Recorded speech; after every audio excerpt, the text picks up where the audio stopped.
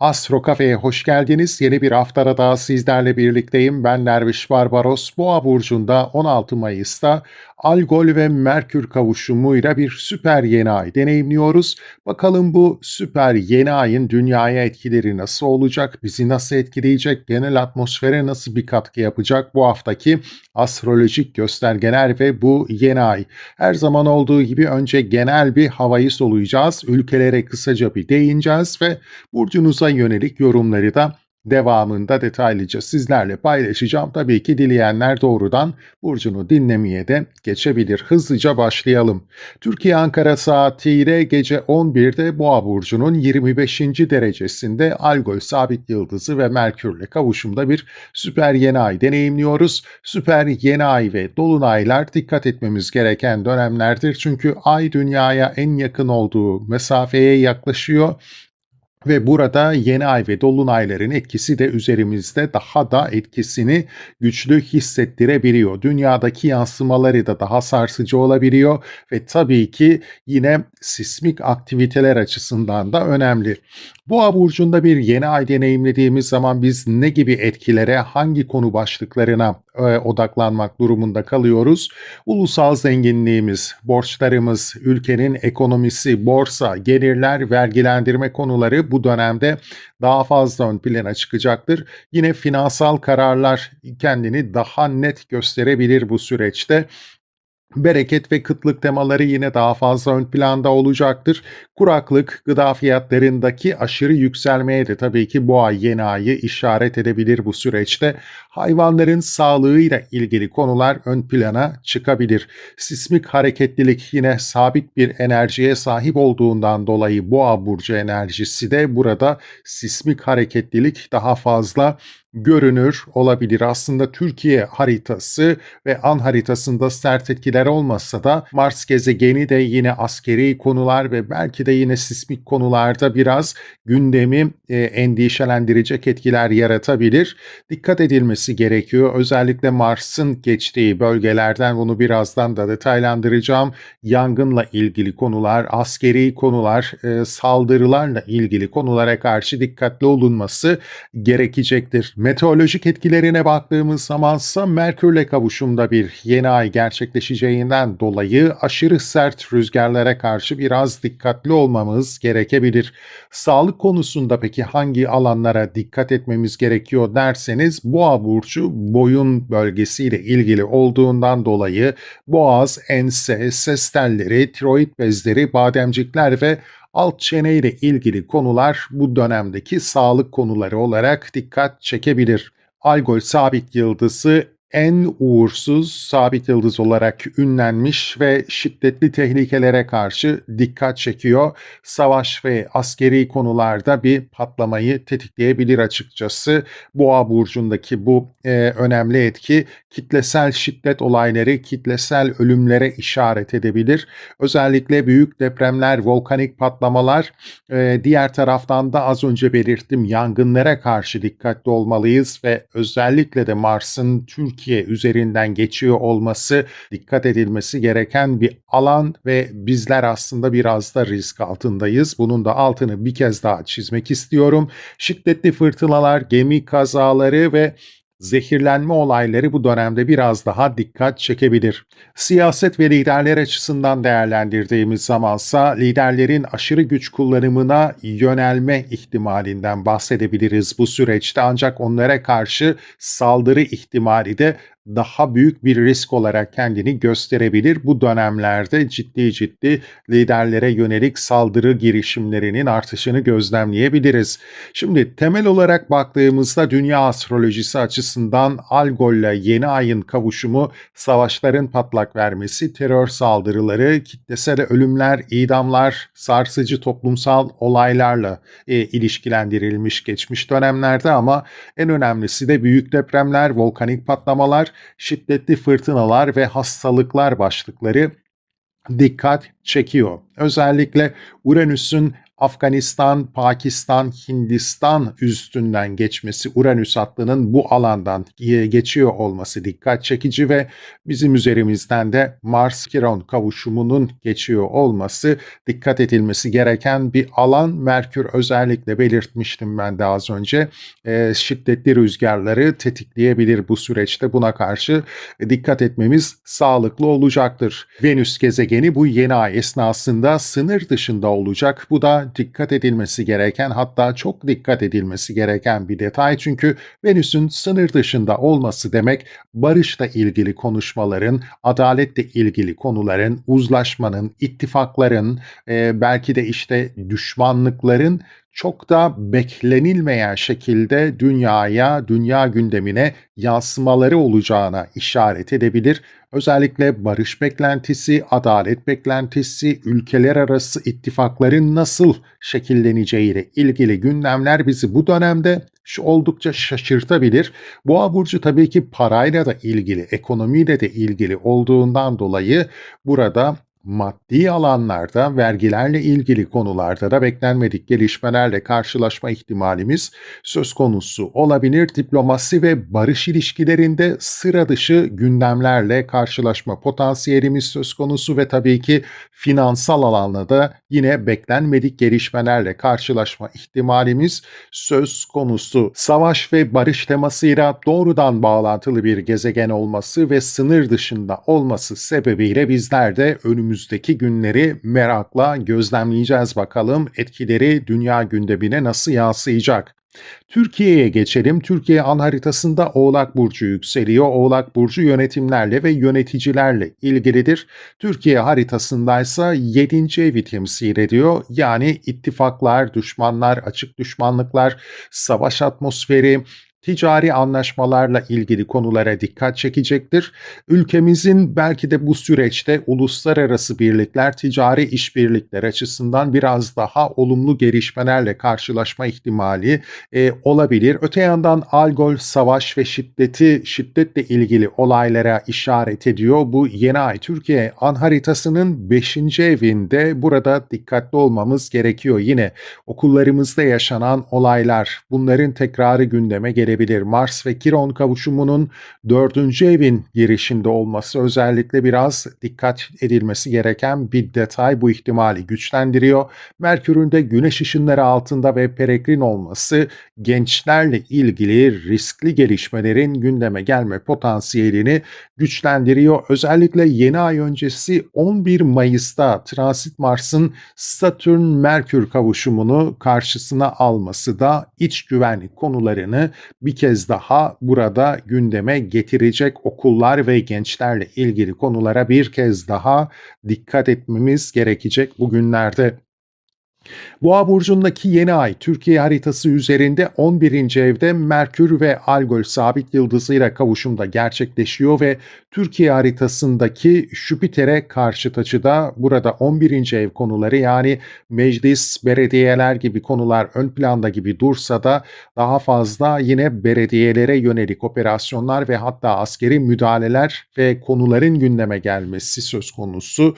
Güvenlik konusu farklı açılardan gündemimize, farklı konulardan gündemimize gelebilir.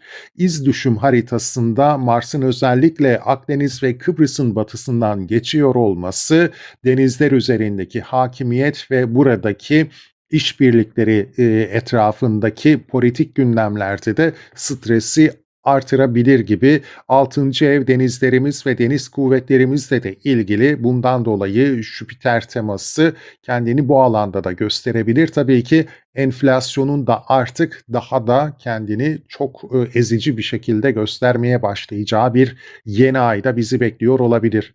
Onun haricinde Mars ve Kiron kavuşumu da Türkiye haritasının tepesinde ve 12. evdeki Ay'a 60'lık açı yapıyor. Venüs ve Ay derecesi de kavuşumda ilerliyor. Burada af, hapishaneler, mahkumlar ve perde arkası konularda ya da yeraltı örgütleriyle ilgili konularda da bazı iyileştirici gelişmeler belki gündeme gelebilir. Askeri konular, uluslararası askeri gündemler bu alanda Stresler yeni ay döneminde Türkiye etrafında daha da kendini güçlü bir şekilde hissettirebilir. Güneş dönüşü haritamızda da 3 ve 9. ev aksında Merkür karşıtlığı söz konusu. Bu özellikle sınır komşularımızla uluslararası alanda bazı anlaşmazlıkların da gündeme gelmesini tetikleyebilir ama beklenmedik bazı anlaşmalar da aksi yönde kendini gösterebilir. Ayrıca devam etmesi potansiyel savaş ihtimaline karşı da askeri bir birlik ve askeri bir çatışma ihtimali de burada kendini gösterebilir. 18 Mayıs'a da ben bir kısaca bakmak istiyorum. Önemli bir kavuşum söz konusu. Merkür ve Uranüs'ün kavuşumu Türkiye haritasında 11. evi etkileyecek. Uluslararası birlikler, işbirlikleri, hava sahası, uçuşlar, yasamayla ilgili sürpriz konular gündeme gelebilir. Biraz da stresli gündemler söz konusu olabilir.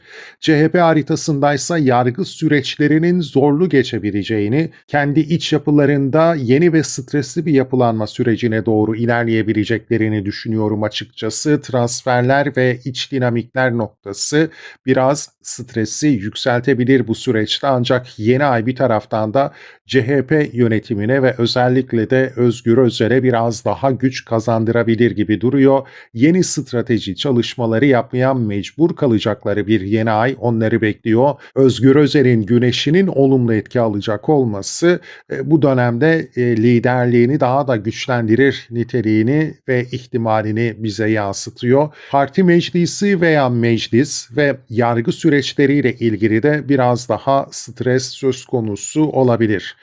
Cumhurbaşkanı Recep Tayyip Erdoğan'ın haritasına baktığımız zamansa 16 Mayıs Boğa yeni ayı 8. evinde etkisini gösterecek. Yine daha fazla parti içi kadrolara yönelik girişimleri olabileceğini düşünebiliriz. Yapılanma içerisinde olacaktır. Burada AKP'nin yeni bir ideoloji belirleme potansiyeline de işaret eden göstergeler söz konusu. 16 Mayıs'taki Boğa yeni ayında Erdoğan'ın Kiron MC noktası yeni aydan destekleyici etki alıyor.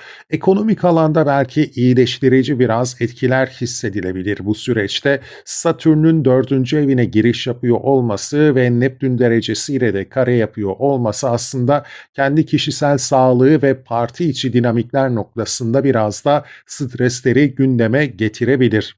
İran'a bakacak olursak 16 Mayıs'taki Boğa yeni ayı İran haritasında Mars derecesine uyumlu bir açı gerçekleştiriyor. Askeri konularda üstünlük sağlaması söz konusu ancak aynı gün gerçekleşecek Merkür-Kiron kavuşumu da Jüpiter derecelerini tetikleyeceğinden dolayı çatışmalarda beklenmedik gelişmeler de söz konusu olabilir. Üzücü bazı durumlar gündeme gelebilir. Güneş dönüşü haritalarında da 6. evde Uranüs'te kavuşan yeni ay 9. evdeki aylarıyla uyumlu açıda o nedenle İran'ın bu dönemde üstünlük kazanma potansiyeli biraz daha güçleniyor astrolojik göstergeler çerçevesinde ancak 22 Mayıs'taki Güneş-Uranüs kavuşumunun gerçekleştiği gün olumlu yönde bir uzlaşmanın da aslında gerçekleşebileceğini gözlemleyebiliriz. Güneş dönüşü haritada Mars-Plüton karesi ekonomik bir baskının aktif olma ihtimaline işaret ederken İran'ın kendi içinde yönetimsel alanda güçlü ve değişen bir yapıya yönelebileceğini düşünebiliriz. Yine bugünlerde Satürn'ün Güneş derecesinin üzerine gelecek olması önemli çünkü burada farklı senaryolarla karşılaşma ihtimalimiz söz konusu olabilir. İran ve Amerika arasında bir anlaşma da olabilir çünkü geçmişe baktığımızda bir işbirliğine de işaret ediyor bu dönemler.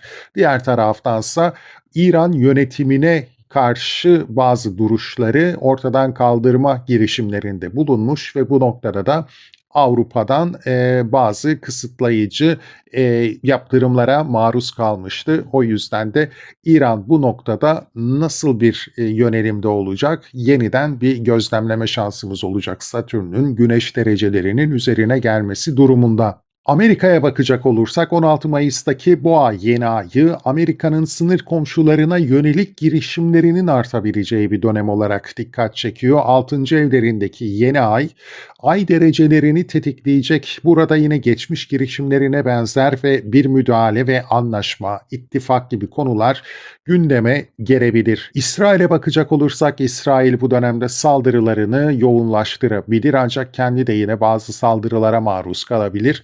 Satürn-Neptün karşıtlığı askeri alanda bir yenilgiyi gündeme getirebilir bu noktada ve hedeflediği ideolojik başarıyı elde edemeyeceğine karşı da bir gösterge olarak değerlendirilebilir. 16 Mayıs iz düşüm haritasına bakmak da önemli. Mars'ın Türkiye hattı üzerinden geçmesi, az önce belirttim, bir kez daha altını çizeceğim. Özellikle Isparta, Afyonkarahisar, Burdur bölgelerinde gerilimin yükselmesi söz konusu olabilir. Yangınlara karşı, sismik aktivitelere karşı dikkatli olunması gerekir. Uranüs hattı Afganistan, Pakistan, Özbekistan, Kazakistan üzerinden geçiyor. Bu alanda da gerilim yükselebilir. Özellikle Hindistan ve Pakistan arasında bazı olaylar kendini görünür kılabilir. Yine Amerika'da da San Francisco bölgesinden geçiyor. Yeni ay hattı Kanada üzerinden geçiyor. Bu bölgelerde de yine önemli gelişmeler söz konusu olabilir. Sınır bölgelerimizde de hareketliliğe işaret edebilir açıkçası. İç güvenlik konuları bu dönemde bizim için bir kez daha ön plana çıkabilecek gibi görünüyor. Şimdi geçelim bu yeni ayın burçlarımız üzerinde nasıl etkiler yaratacağını detaylandırmaya. Sevgili yükselen koçlar ve koç burçları, 16 Mayıs'ta Boğa burcunun 25. derecesinde Algol sabit yıldızıyla ve Merkürle kavuşumda Türkiye Ankara saatiyle gece 11'de bir süper yeni ay deneyimliyoruz. Bakalım bu yeni ay sizlere ne yönde mesajlar vermeye çalışacak? Detaylara geçmeden önce kanalıma abone değilseniz, abone olarak beni desteklerseniz sevinirim. Videoyu gerçekten beğeniyorsanız beğen tuşuna basarak yine videoyu desteklediğinizi gösterebilirsiniz ve beğeninizi aynı zamanda da hype seçeneğini kullanarak yine videonun daha geniş kitlelere ulaşmasına yardımcı olabilirsiniz ve yorum ve sorularınızı da elimden geldiğince yanıtlamaya çalışıyorum. Bazen geç yanıt veriyorum ama mutlaka sizlere zaman ayırarak sorularınızı yanıtlamaya çalışıyorum. Bırakabilirsiniz yorumlar kısmına. Şimdi Boğa burcu demek sizin ikinci eviniz demek sevgili yükselen koç burçları. Bu da parayla ilgili konular, kazançlarla ilgili konular, maddi güvenceler, mal varlıklarıyla ilgili konularda bir yeni ay enerjisi hissedeceğimize işaret ediyor. Bir süper yeni ay. Bu etki daha da kendini güçlü bir şekilde hayatımızda hissettirebilir. Merkürle kavuşumda olacak olması özellikle biraz dikkat etmemiz gereken bir detay olabilir. Çünkü Merkür burada biraz yanık durumda, güneşin ışınları altında enerjisini çok iyi gösteremeyebilir. Bundan dolayı da eğitim, ulaşım, ticaret, sanatsal, zanaatsal yeteneklerimizi ortaya koyma konusunda belki biraz zayıf kalabiliriz ama yeni bir başlangıç olabilir. Belki arka planda gizliden gizliye bazı projelerimizi tasarlamak için de bizi yönlendiren bir enerji olarak düşünülebilir bu süreçte ama adım atmak adına belki o yeni ay enerjisinden ve güneşin gölgesinden kurtulmasını bekleyebiliriz Merkür'ün. Sadece zihinsel anlamda yeni projeleri başlatırız ama sonrasında adım atmayı bekleyebiliriz bu yeni ay enerjisiyle birlikte. Tabii ki aşk hayatımızla ilgili, flört hayatımızla ilgili, yaşamsal konforumuz, aile hayatımız, ev, yuva, barınma gibi konularda da yeni girişimlerle bu enerjiyi kullanabiliriz. Anlaşmalar, sözleşmeler belirttiğim gibi net olmayabilir bu süreçte ama fikirsel anlamda bize en azından yeni bir zihinsel başlangıç sağlayabileceğini söyleyebiliriz. Bu yeni ayın güvenceler ön planda olacaktır. Güvence konusunda özellikle yeni adımlar atmaya belki de çalışabileceğimiz bir yeni ay söz konusu olabilir. Algol sabit yıldızıyla kavuşumda bu özellikle bu dönemde bu yeni ayla birlikte başlatacağımız girişimlerimizin başarılı olma ihtimalini kişisel alanda güçlü kılabilir. Özellikle kazanç, harcama, mal paylaşımı veya belki tabii ki ikinci evimiz daha fazla kişisel kazançlarımızla ilgilidir ama kazanç dengeleri, belki kazanç elde etmekle ilgili bazı sorunlar yaşıyorsak bu alanda da aslında o adaletsizliğe karşı güçlü bir duruş sergilememize destek olacak bir enerjisinden bahsedebiliriz Algol'ün. Burada dikkat etmemiz gereken detay hırsımıza yenilmememiz, ihtiraslarımıza yenilmememiz gerekiyor ki başarı elde edebilelim. Yani biz ne kadar da haksızlığa uğramış olsak da karşımızdakini ezerek ya da onu belki de hezimete uğratarak olumsuz yönde, yani bunu aşırı bir şekilde ortaya koymaktan bahsediyorum. Bu şekilde kullanarak o enerjiyi kendimizde çok bir başarı elde edemeyebiliriz. O dengeleri iyi sağlamamız gerekecektir. Çünkü ay da burada işin içine dahil olduğundan dolayı duygusal yönden çok da aşırı tepkiler ortaya koyabiliriz. İşte o dengeleri sağlamak olumlu sonuç almamız noktasında bizim için daha iyi bir etki yaratacaktır. Şimdi bu haritanın dikkat çeken bir diğer noktası ise Mars ve Kiron kavuşumu. Mars ve Kiron 28-24 derecede kavuşacaklar. 29. dereceye çok yakın, o yüzden de kritik bir enerji olarak değerlendirilebilir ve sizin burcunuzun son derecelerinde gerçekleşen bir kavuşum. Birinci evinizde bu şuna işaret edecektir. Daha öncesinde yaşadığımız bazı aksilikler, kazalar ve aslında bu kazaların üzerimizde bıraktığı kronikleşen bazı belki fiziksel bozukluklar, fiziksel yaralanmalar, kırgınlıklar, duygusal anlamda da tabii ki kendini gösteriyor olabilir burada. İşte tam da bundan dolayı bizler bu konuların tekrardan gündeme gelebileceğini gözlemleyebiliriz ama iyileştirici yönde kullanabiliriz bizler bu enerjiyi. Gökyüzü de bize burada destek veriyor çünkü Venüs İkizler Burcu'nda bu dereceyi olabildiğince yakın derecede 60'lık bir açıyla destekliyor. Bu da demek olacak ki bizler aslında özellikle e, sözel bazı kırgınlıklar söz konusuysa bunu iyileştirebilecek bir etki alabiliriz. Fiziğimizle ilgili bazı bozulmalar söz konusuysa, kronikleşen bazı problemler oluşmuşsa bunları da yine aslında iyileştirme potansiyelimiz söz konusu. Olabildiğince bu enerjiyi doğru kullanmak bize fayda getirecek gibi görünüyor.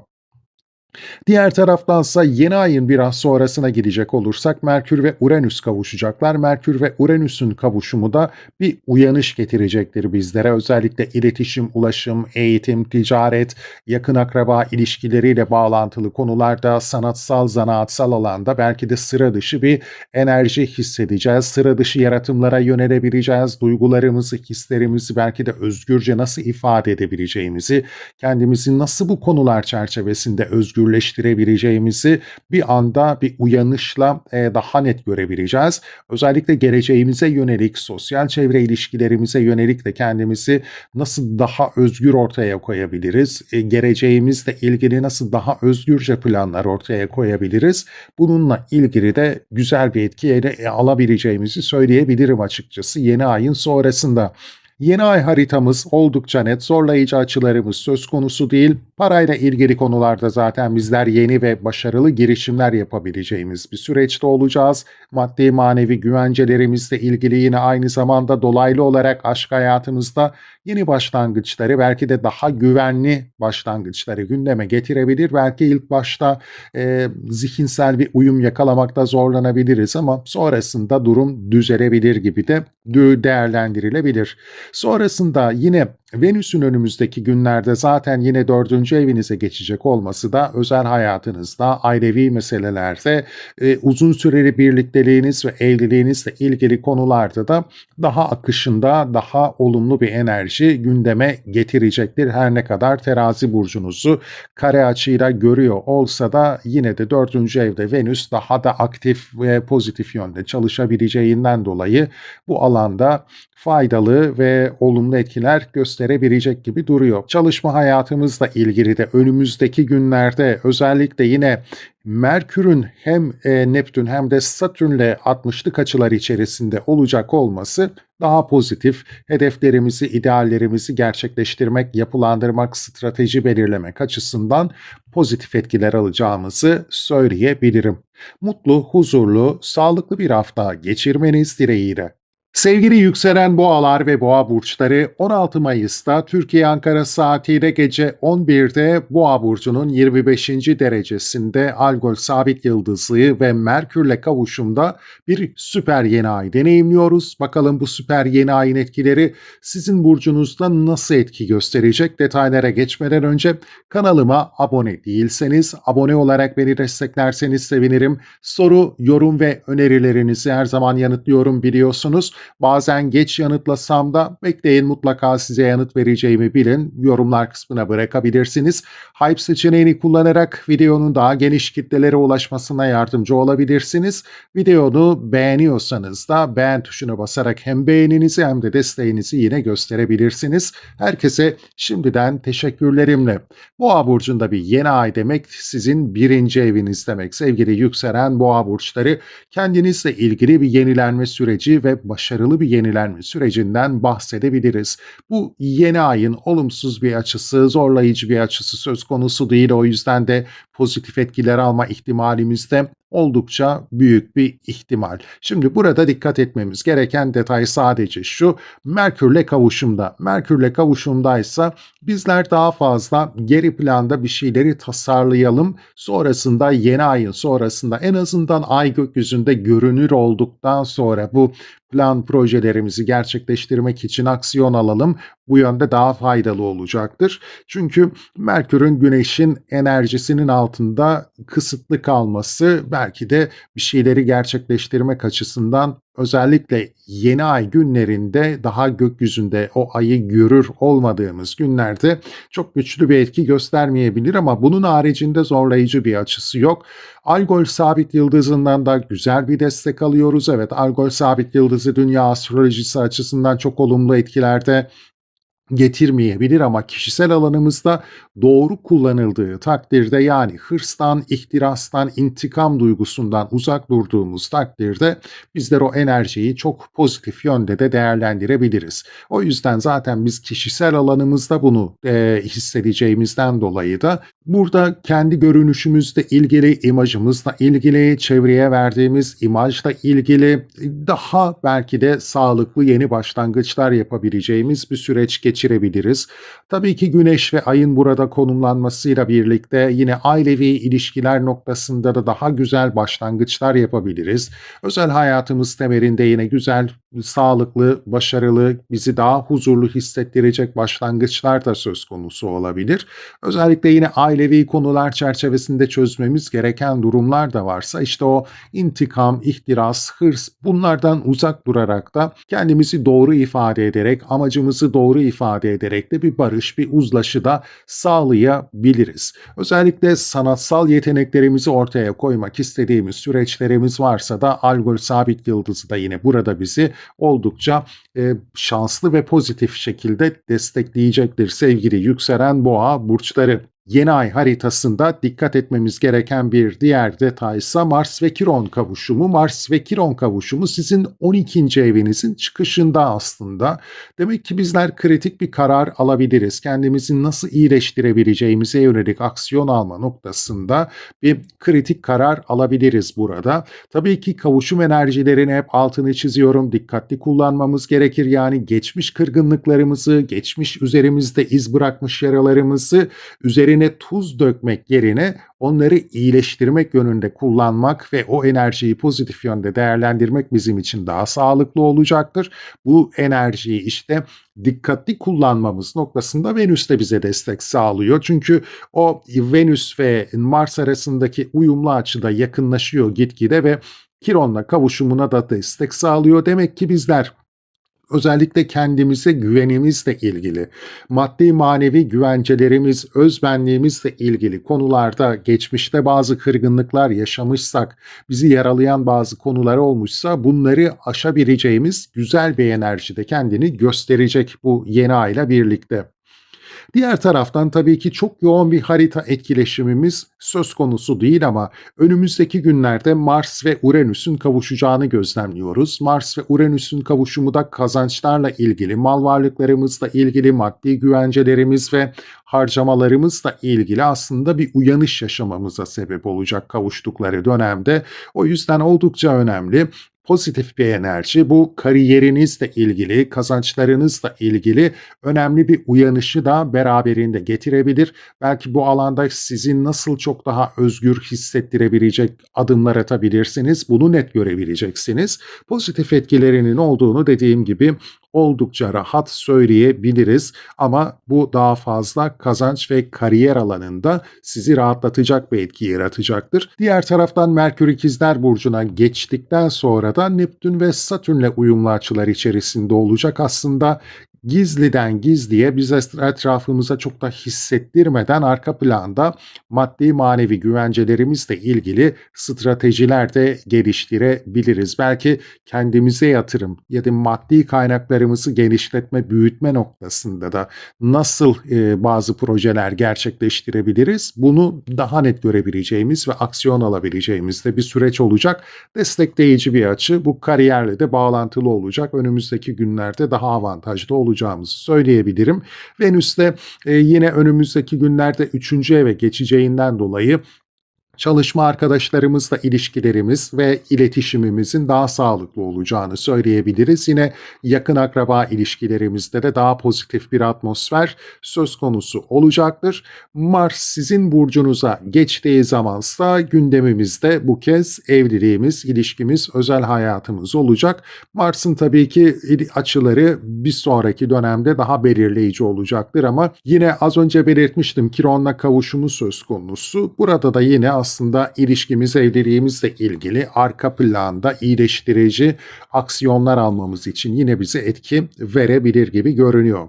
Gökyüzünün yeni ay haritasının etkileri hayatımıza bu şekilde yansıyacak. Maddi alanda güzel etkiler alabileceğiz önümüzdeki süreçte. Ailevi hayatımızda da iyileşmeler söz konusu olacak ama en önemlisi de kendimizi yenilemek, imajımızı yenilemek, belki sağlığımızı da yenilemek adına güzel adımlar atabileceğimiz bir yeni ay haritası karşımızda. Mutlu, huzurlu, sağlıklı bir hafta geçirmeniz dileğiyle. Sevgili yükselen ikizler ve ikizler burçları, 16 Mayıs'ta Boğa burcunun 25. derecesinde Türkiye Ankara saatiyle gece 23'te Algol sabit yıldızı ve Merkürle kavuşumda bir süper yeni ay deneyimleyeceğiz. Size etkileri ne olacak? Detaylarına geçmeden önce kanalıma abone değilseniz abone olarak beni desteklerseniz sevinirim. Soru, yorum ve önerilerinizi mutlaka yanıtlıyorum biliyorsunuz. Bırakabilirsiniz yorumlar kısmına. Beğeninizi videoyu beğenerek gösterebilir ve yine bu şekilde bana destek olabilirsiniz. Hype seçeneğini kullanarak da videonun daha geniş kitlelere ulaşmasına yardımcı olabilirsiniz. Herkese şimdiden teşekkürlerimle. Boğa burcu demek tabii ki bizim görünmez alanımız, 12. evimiz demek. Biraz iç dünyamıza yönelmemiz gerekebilir. Belki bazı konularda biraz geri plana çekilmemiz de gerekebilir. Bu yönde yeni bir girişim yapabiliriz ama tabii ki detaylıca bunları aktaracağım. Yeni ay demek zaten yeni girişimler yapmak demek ama bu yeni ayda dikkat etmemiz gereken bir detay da şu: Merkürle kavuşumda olması. Merkürle kavuşumda olduğundan dolayı bizler aslında biraz bunu daha iç dünyamızda şekillendirerek yeni ayın sonrasında, en azından yeni ayın etkisinden Merkür kurtulana kadar ya da gökyüzünde yeni ayı görmeye başlayana kadar o projelerimizi gerçekleştirmek için aksiyon almazsak bizim için daha yararlı olacak gibi. Burada tabii ki dediğim gibi 12. evimizde bir yeni ay deneyimlediğimizden dolayı kendimizi biraz tanımaya, karanlık yönlerimizi tanımaya, belki o iç dünyamızda kendimizi daha güvenli hissetmeye yönelik girişimler geliştirebiliriz bu yeni ayla birlikte. Belki iletişim, anlaşma, sözleşme, iletişimle ilgili konularda, ulaşımla, eğitimle, ticaretle ilgili konularda ya da zanaat, sanat gibi konularda bizler ne gibi girişimlerde bulunabiliriz? Neleri gözden kaçırıyoruz? Hangi detayları göremiyoruz? Bunu yeni ayla birlikte bir uyanış olarak da değerlendirebiliriz açıkçası. Çünkü Algol sabit yıldızı da burada bize bir yaratıcı enerji verecektir. Daha net görebileceğiz, daha pozitif görebileceğiz bazı şeyleri ve burada da bir uyanış söz konusu olabilir. Zaten yeni ayın sonrasında Merkür'ün Uranüs'te sizin burcunuzda kavuşacak olması da o evreka durumunu size ciddi bir şekilde yaşatacak ve sizler bir uyanış yaşayacaksınız. Çok yaratıcı bir enerji olacak bu sizin için. Bundan dolayı da özellikle bu yeni ayla birlikte başlatacağınız o geri planda düşünme, gözden kaçırdığınız detaylara belki biraz odaklanma ihtiyacı ihtiyacı sizin için daha da olumlu bir etkiyle ortaya çıkacak diyebiliriz bu süreçte sevgili yükselen ikizler burçları. Algol sabit yıldızı enerjisini özellikle doğru kullanmamız gerekecektir. Çünkü 12. evinizde sizler bu etkiyi alacaksınız. Başkalarını suçlamak, onlardan intikam almak, ihtiraslarınıza yenilmek size fayda sağlamayacaktır. Bunu tam da aksine kendi yaratıcılığınıza çözüm odaklı kullanmaya çalışırsanız size ne kadar faydalı olduğunu görebileceksiniz. Aksi takdirde ne size ne de başkasına bir faydası olabilir. Hırsımıza yenilmememiz gerekiyor. Evet, bazı konularda adaletsizliğe uğramış olabiliriz. Belki de işte arka planda, bilinçaltımızda hala bu kabul edememeyi deneyimliyor olabiliriz. Bir haksızlığa uğramışsak geçmişte bunu hazmedememe gibi bir sorun söz konusuysa bizler yeni ayla birlikte belki de bunu da nasıl aşabileceğimizi daha net görebileceğiz ve o göremediklerimizi daha net görmeye de başlayacağız gitgide, özellikle önümüzdeki dolunay sürecine de yaklaştığımız müddetçe. Merkür ve Uranüs'ün kavuşumu özellikle vizyon açısından bize çok güzel bir enerji sağlayacaktır. Hayata bakış açımız dahi değişebilir bu süreçte, önümüzdeki günlerde, ya da kendimizi nasıl geliştirebileceğimizi, nasıl daha bilinir olabileceğimizi belki de çok sürpriz bir şekilde fark edebileceğimiz etkiler de alabiliriz sevgili yükselen ikizler burçları. Bir diğer taraftansa Mars ve Kiron kavuşumu söz konusu. Mars ve Kiron kavuşumu da bizim 11. evimizde geleceğe yönelik hedeflerimiz, hayallerimizle ilgili, sosyal çevre ilişkilerimizle ilgili, kariyer kazançlarımızla ilgili konularda da geçmişte yaşadığımız o kırgınlıkların ya da bizi üzen, hevesimizi kaçıran olayların tekrar etme potansiyeli söz konusu. Ancak burada dikkat etmemiz gereken şu: bu bir kavuşum enerjisi. O yüzden de onu tekrar ettirmek yerine iyileştirmek yönünde de kullanabiliriz. Kaldı ki Venüs'te bu kavuşuma 60'lık bir açıyla destek veriyor. Yani aslında iyileştirici bir etki olarak kullanmamız daha mümkün olacak gibi bu yeni ay haritasında. Bundan dolayı da sosyal çevre ilişkilerimizle ilgili kırgınlıklarımız varsa, arkadaşlarımızla bazı konularda üzücü durumlar yaşamışsak iyileştirme şansımız söz konusu olacaktır. Sosyal çevre, kariyer kazançlarıyla ilgili, kariyer hedeflerimizle ilgili de geçmiş kırgınlıklarımızı aşabileceğimiz, aksiyonlar alabileceğimiz ve onu olumlu yönde iyileştirebileceğimiz gelişmeler de söz konusu olacaktır. Yeni ay haritamız oldukça sade ve net. Bizler bu dönemde biraz geriye çekilme ihtiyacı duyuyorsak bunu gerçekten de gerçekleştirmeye çalışalım. Fırsatımız varsa en azından geri plana biraz çekilip olan biteni gözlemleme şansımız varsa bunu yapmak bize fayda getirecektir. Temelde de iletişim, ulaşım, eğitim, kendimizle ilgili, kendi kişisel korkularımızla ilgili konular ya da kendi gölge yanlarımızı iyileştirmek adına ve göremediğimiz yanlarımızı keşfetmek adına kullanabileceğimiz bir yeni ay bize faydalı gelecektir sevgili yükselen ikizler burçları. Algol da bizi dediğim gibi olumlu yönde destekleyecek. Eğer bir projeye başlayacaksak en azından 20 Mayıs sonrasında bizler aksiyon alırsak bizim için faydalı olacaktır. Ama yeni ay sürecinde en azından zihinsel anlamda bir başlangıç, projelendirmeye başlamamız bazı durumları, olayları bizim için olumlu sonuç doğuracaktır. Diğer taraftan önümüzdeki günlere bakacak olursak da Merkür yönlendirici olacak gibi. Uranüs'te kavuşacak, dediğim gibi biz birçok şeyi birdenbire fark edebiliriz. Kendimizi nasıl geliştirebileceğimizi, olaylara bakış açımızı değiştirdiğimiz takdirde neleri görebildiğimizi fark edeceğiz ve bu bize olumlu bir etki sağlayacak. Aynı zamanda 11. evimizdeki Neptün ve Satürn'le de destekleyici açılar içerisinde olması önümüzdeki günlerde Merkür'ün kariyer kazançlarımız, hedeflerimiz, sosyal çevre ilişkilerimiz üzerinde de oldukça pozitif destekler sağlayacak. Çalışma hayatımıza bakacak olursak çalışma hayatımızla ilgili Merkür ve Plüton'un konumundan dolayı da güzel etkiler almaya devam edebileceğimizi söyleyebiliriz. Biraz burada da perde arkası gelişmeler söz konusu olabilir ama yine zorlayıcı bir durum söz konusu olmayacaktır. Diğer taraftan Venüs'ün Yengeç burcuna geçişiyle birlikte hem Venüs hem de Jüpiter'in bu alanda bulunması kazançlar noktasında sizi de yine çok daha destekleyecek gibi görünüyor. Burada güvencelerle ilgili konularda da pozitif gelişmeler daha fazla söz konusu olabilir. Çünkü Venüs Yengeç burcunda kendini çok daha iyi hisseder ve enerjisini de bu alanda çok daha pozitif bir şekilde gösterebilir. Mutlu, huzurlu, sağlıklı bir hafta geçirmeniz dileğiyle. Sevgili yükselen yengeçler ve yengeç burçları, 16 Mayıs'ta Türkiye Ankara saatiyle gece 23'te Boğa burcunun 25. derecesinde Algol sabit yıldızı ve Merkürle kavuşumda bir süper yeni ay deneyimleyeceğiz. Bu süper yeni ay nasıl etkiler getirecek hayatımıza? Detaylarına geçmeden önce kanalıma abone değilseniz abone olarak beni desteklerseniz sevinirim. Soru, yorum ve önerileriniz her zaman yanıtlanıyor. Geç de olsa mutlaka yanıtlıyorum. Yorumlar kısmına bırakabilirsiniz. Hype seçeneğini kullanarak videonun daha geniş kitlelere ulaşmasına yardımcı olabilirsiniz. Ve yine videoyu beğeniyorsanız beğeninizi beğen tuşuna basarak gösterebilir ve yine desteğinizi bu şekilde yansıtabilirsiniz. Herkese şimdiden teşekkürlerimle. Sevgili yükselen yengeçler, Boğa burcu demek bizim 11. evimiz demek. Demek ki odak noktamız bu yeni ayla birlikte kariyer kazançlarımız, sosyal çevre ilişkilerimiz, yine bir noktada da yakın arkadaşlarımızla ilişkilerimiz, hedeflerimiz, hayallerimiz, uzun vadeli girişimlerimiz olacak.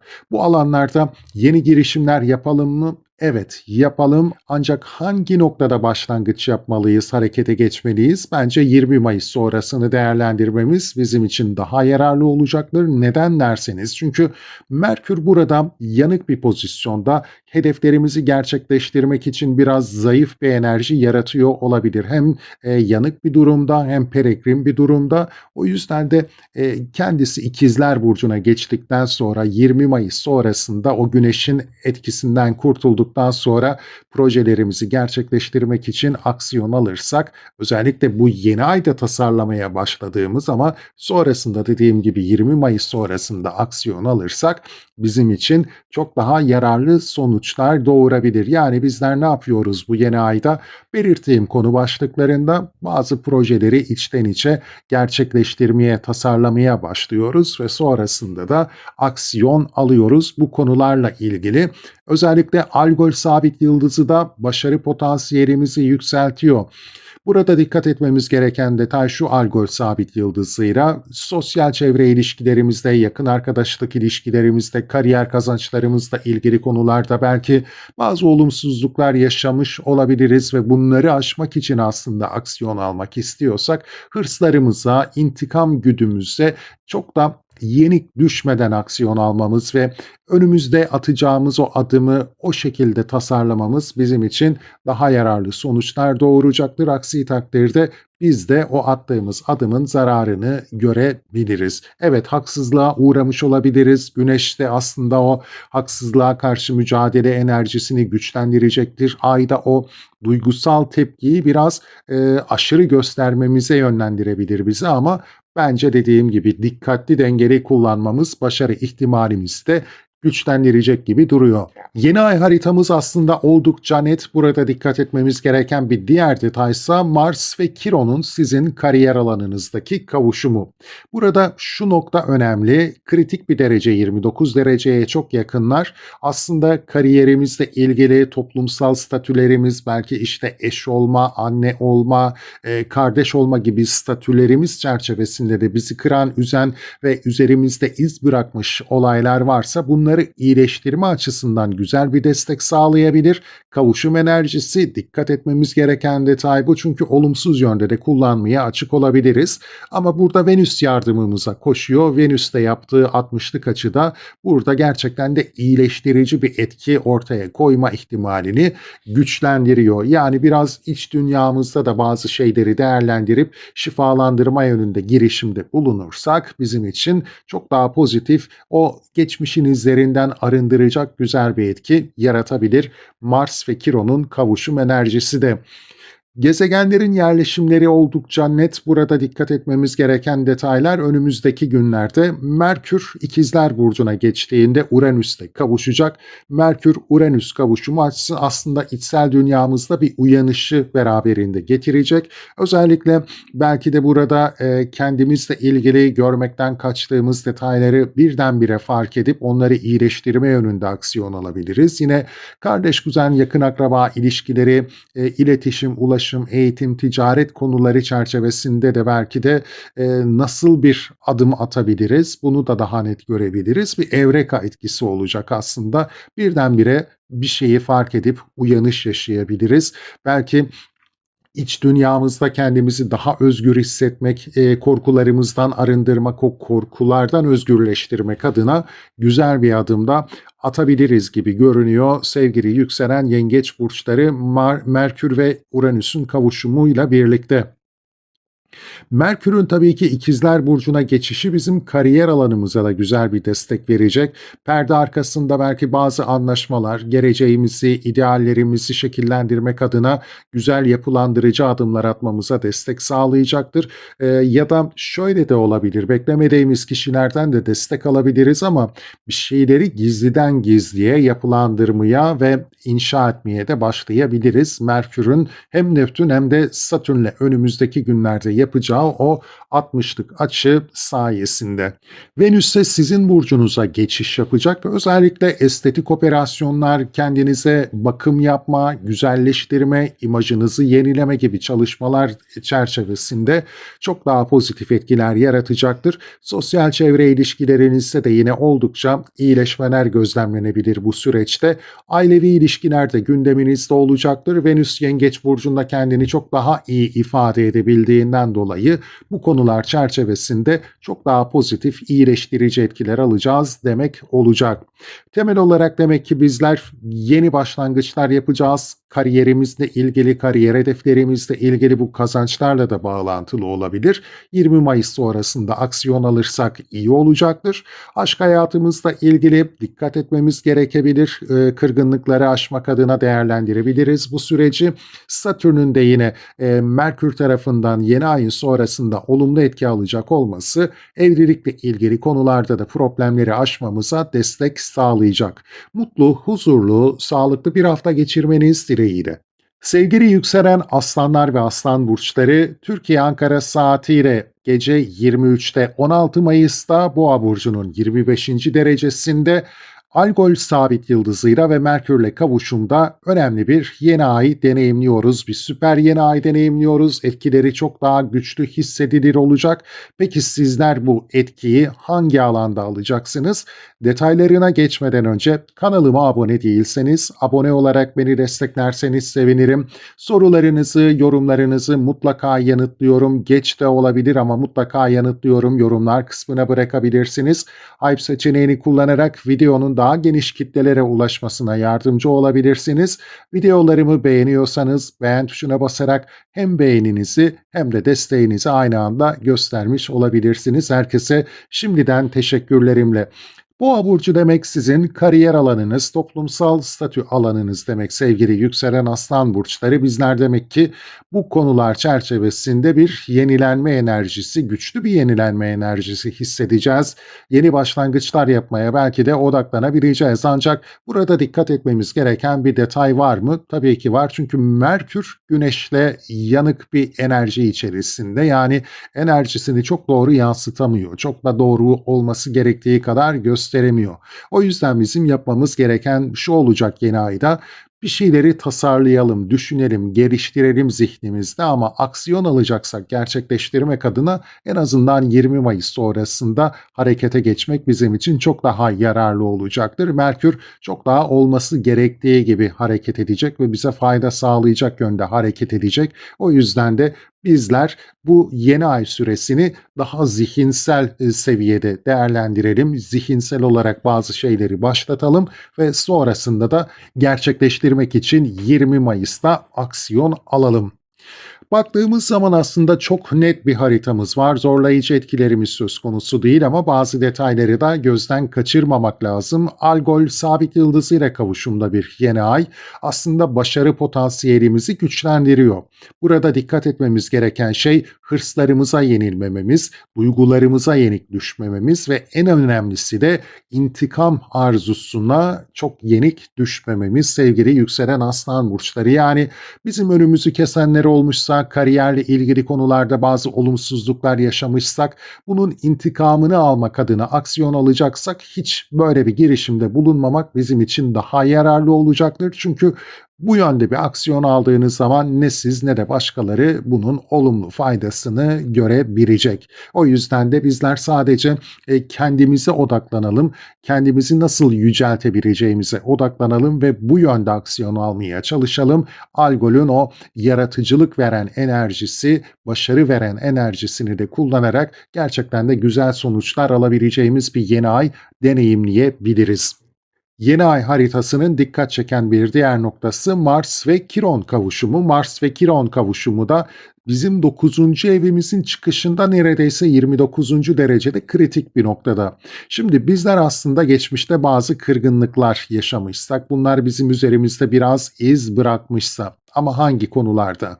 Mesleki konularda, kendimizi geliştirmeye çalıştığımız alanda, uzmanlaşmak istediğimiz alanda, bir terfidir, uzmanlıktır, tayindir, bu gibi alanlarda yine daha bilinir olmaya çalıştığımız sosyal medya girişimlerimiz alanında bazı kırgınlıklarımız olmuşsa aslında bu Mars-Kiron kavuşumuyla onları aşmak için güzel bir enerji açığa çıkacak diyebiliriz. Şimdi kavuşum enerjileri olumsuz da çalışabilir, olumlu da çalışabilir ama bu kavuşum enerjisine Venüs destek sağlıyor 11. evimizden. Demek ki hedeflerimiz, hayallerimizi gerçekleştirmek için güzel bir etki alacağız. Kendimizi nasıl iyileştirebileceğimizi, belki de sosyal çevremizden alacağımız destekle, yakın arkadaşlarımızdan alacağımız destekle de çok daha net görebileceğiz. O yüzden de bizler bu etkiyle birlikte kendimizi de iyileştirebileceğiz. Hayata belki de çok daha farklı bir çerçeveden ve çok daha pozitif de bakabileceğiz. O geçmişin üzerimizde bıraktığı küllerden kendimizi de arındırabileceğiz sevgili yükselen aslan burçları.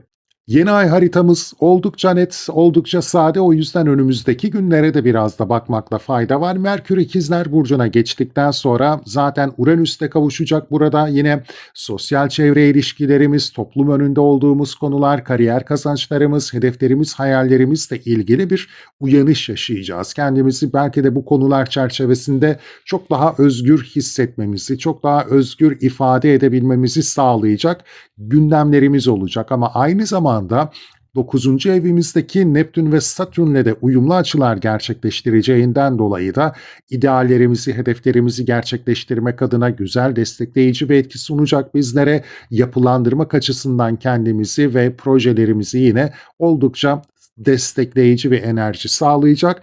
Güzel günler bizi bekliyor aslında bu boğa yeni ayının sonrasında.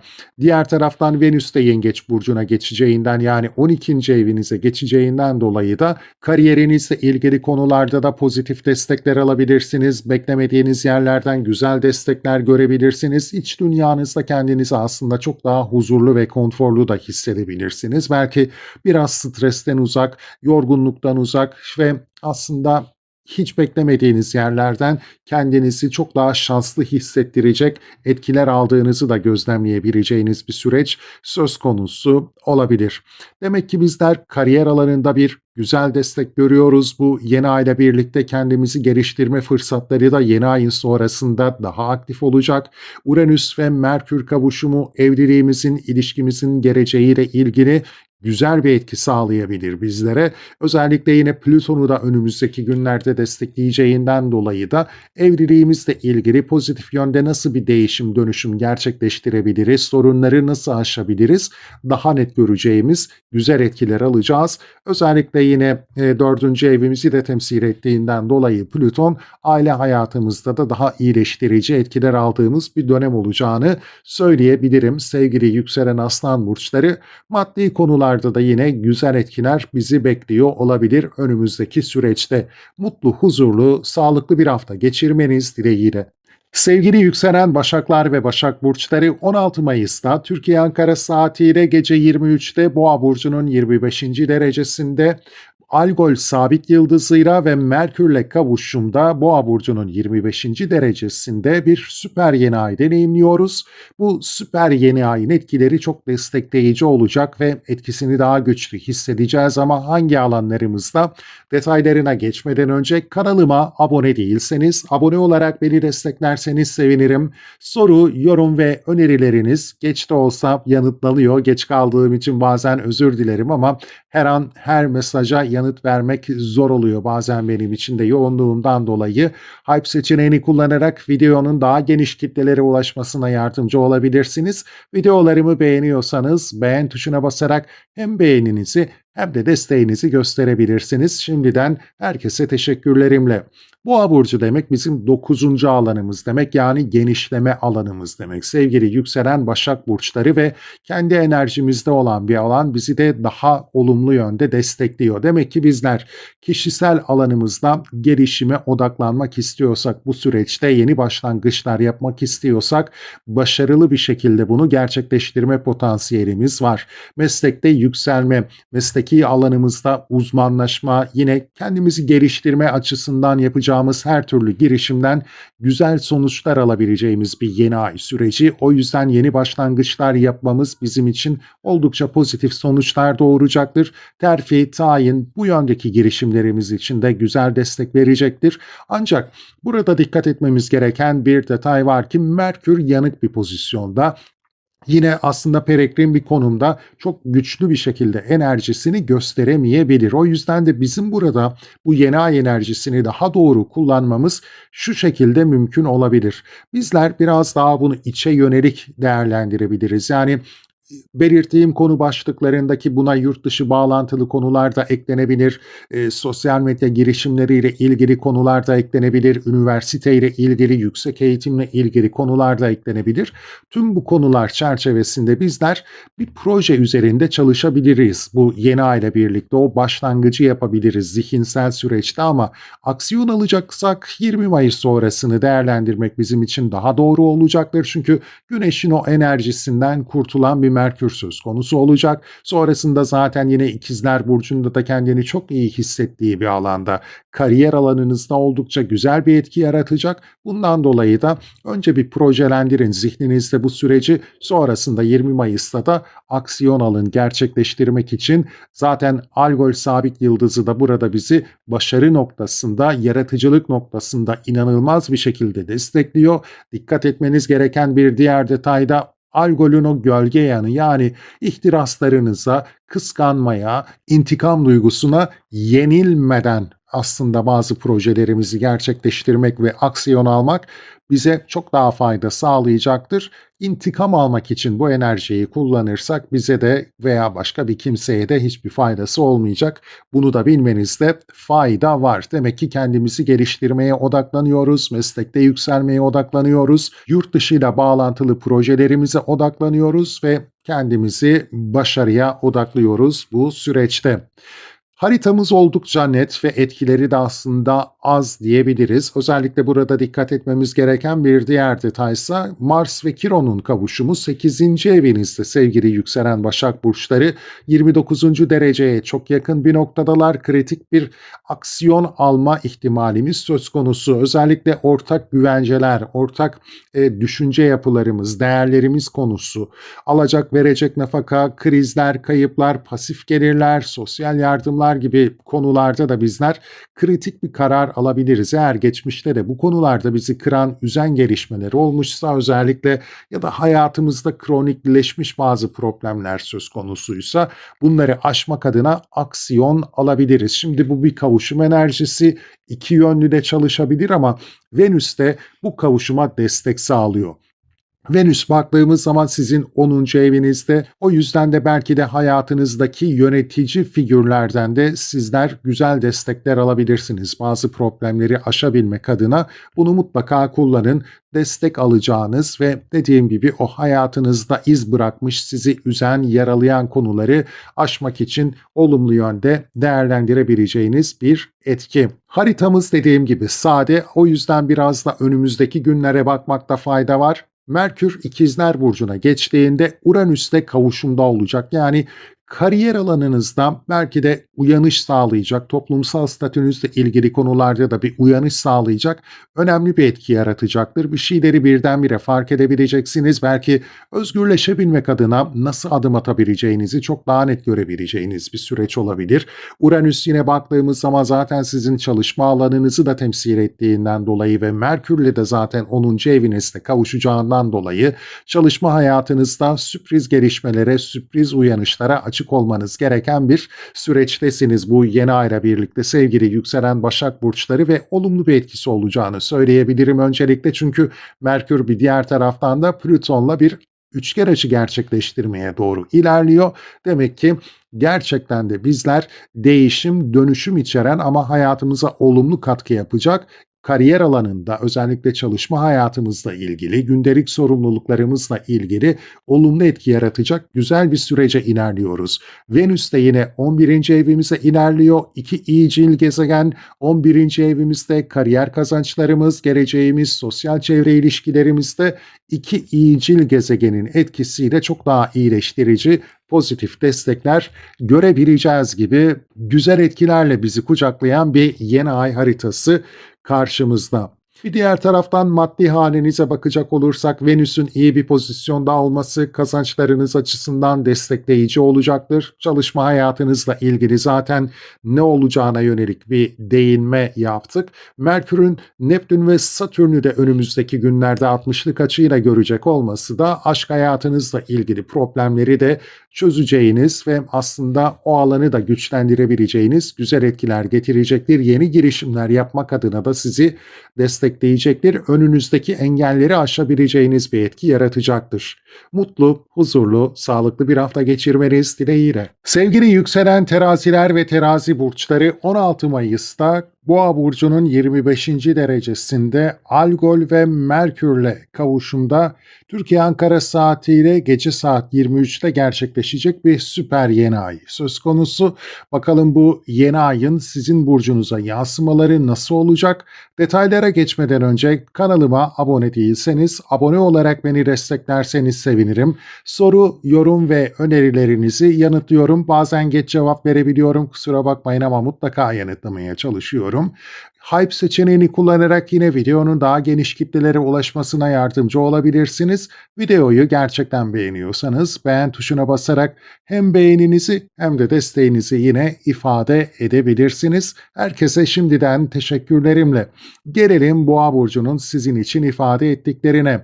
Boğa burcu demek sizin 8. ev alanınız demek. Biraz hayata yeniden başlama konuları, değişim dönüşüm temaları vurgulanacak gibi. Yine alacak verecek nafaka, kredi, pasif gelirler, sosyal yardım destekleri gibi alanlar, miraslarla ilgili konular daha fazla gündemde olacak gibi görünüyor. Bir yeni ay olması nedeniyle bu konu başlıklarıyla ilgili yeni bir aksiyon alma, yeni bir başlangıç yapma ihtiyacımız kendini daha güçlü gösterebilir bu süreçte. Yeni aksiyonlar alabiliriz tabii ki yeni ayla birlikte. Burada dikkat etmemiz gereken bir iki ufak detay var. Onları özellikle belirtmek istiyorum. Evet, yeni ay günleri, yeni ay dönemleri yeni başlangıçlar yapmak için güzel dönemler ama Merkür'le kavuşumda bir yeni ay deneyimlediğimizden dolayı da burada şuna dikkat etmeliyiz. Merkür burada zaten Boğa burcunda peregrin bir pozisyonda, Güneş'in de etkisi altında enerjisini çok olması gerektiği kadar gösteremiyor. Bizler daha fazla 20 Mayıs sonrasında özellikle bu dönemde düşündüklerimizi, tasarladıklarımızı hayata geçirme noktasında aksiyon alırsak bizim için daha yararlı olacaktır. Çünkü dediğim gibi Merkür çok iyi bir pozisyonda değil. O yüzden de bu yeni ay sürecini bir şeyleri düşünmek, tasarlamak, nasıl bir yeni başlangıç yapabiliriz, yapabileceğimize odaklanmak için kullanırsak ve sonrasında aksiyon alırsak çok daha verim alabileceğimiz bir süreç olacaktır. Bu yönde çalışacaktır. Diğer taraftan Algol sabit yıldızıyla kavuşumda olacağından dolayı başarı ihtimalimiz, yaratıcı çözümler üretme ihtimalimiz de oldukça yüksek. Yani bir alanda değişim istiyorsak, dönüşüm istiyorsak ve bu bizim özellikle geleceğimizle bağlantılıysa, kariyerimizle bağlantılıysa o değişim dönüşümü gerçekleştirmek adına dediğim gibi yeni ay sonrasına odaklanmak bizim için daha faydalı olacaktır. Algol sabit yıldızı başarı potansiyelimizi güçlendiriyor burada. Gerçekten de yaratıcı çözümler üretebiliriz. Tek bir koşulla burada da yine başkalarından intikam alarak ya da hırslarımıza yenilerek bir aksiyon almamamız. Bu oldukça önemli. Çünkü 8. ev zaten krizli bir alan ve o kriz etkisiyle bizler intikam almak amacıyla bazı aksiyonlar alırsak olumlu, pozitif sonuçlar alma ihtimalimiz de bir o kadar zayıflayabilir. O yüzden de kendimize odaklanalım, hayatımızda neyi nasıl dönüştürebileceğimize odaklanalım, zihinsel bir süreç başlatalım bu yeni ayla birlikte ve sonrasında kariyerimiz ve geleceğimizdeki problemleri çözebilmek, belki kazançsal bazı sorunlar varsa bunları aşabilmek için yeni ayı pozitif bir şekilde değerlendirelim. Sevgili yükselen terazi burçları, temiz, destekleyici ve dediğim gibi motive edici bir yeni ay enerjisi gökyüzünde. 8. ev konularımız, kariyerimiz, geleceğimiz temelinde problemleri aşmak, krizleri aşmak, işte alacak verecek konuların çözüme ulaştırmak için olumlu bir şekilde değerlendirebiliriz bu yeni ayı.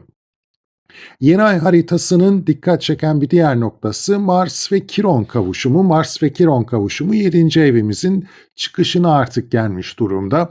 Bu da özellikle evliliğimiz, ortaklı işlerimiz, uzun süreli ilişkilerimiz, rekabetli olduğumuz konular ve bu konuların belki de üzerimizde bıraktığı olumsuz izleri silebilmek adına atabileceğimiz bir adıma işaret ediyor. Olumlu yönde atacağımız bir adım olması bizim için fayda sağlayacaktır. Bir kavuşum enerjisi iki türlü çalışabilir ama burada daha olumlu bir etki alabileceğimize işaret eden bir Venüs desteği söz konusu ki bu Venüs de 9. evimizde.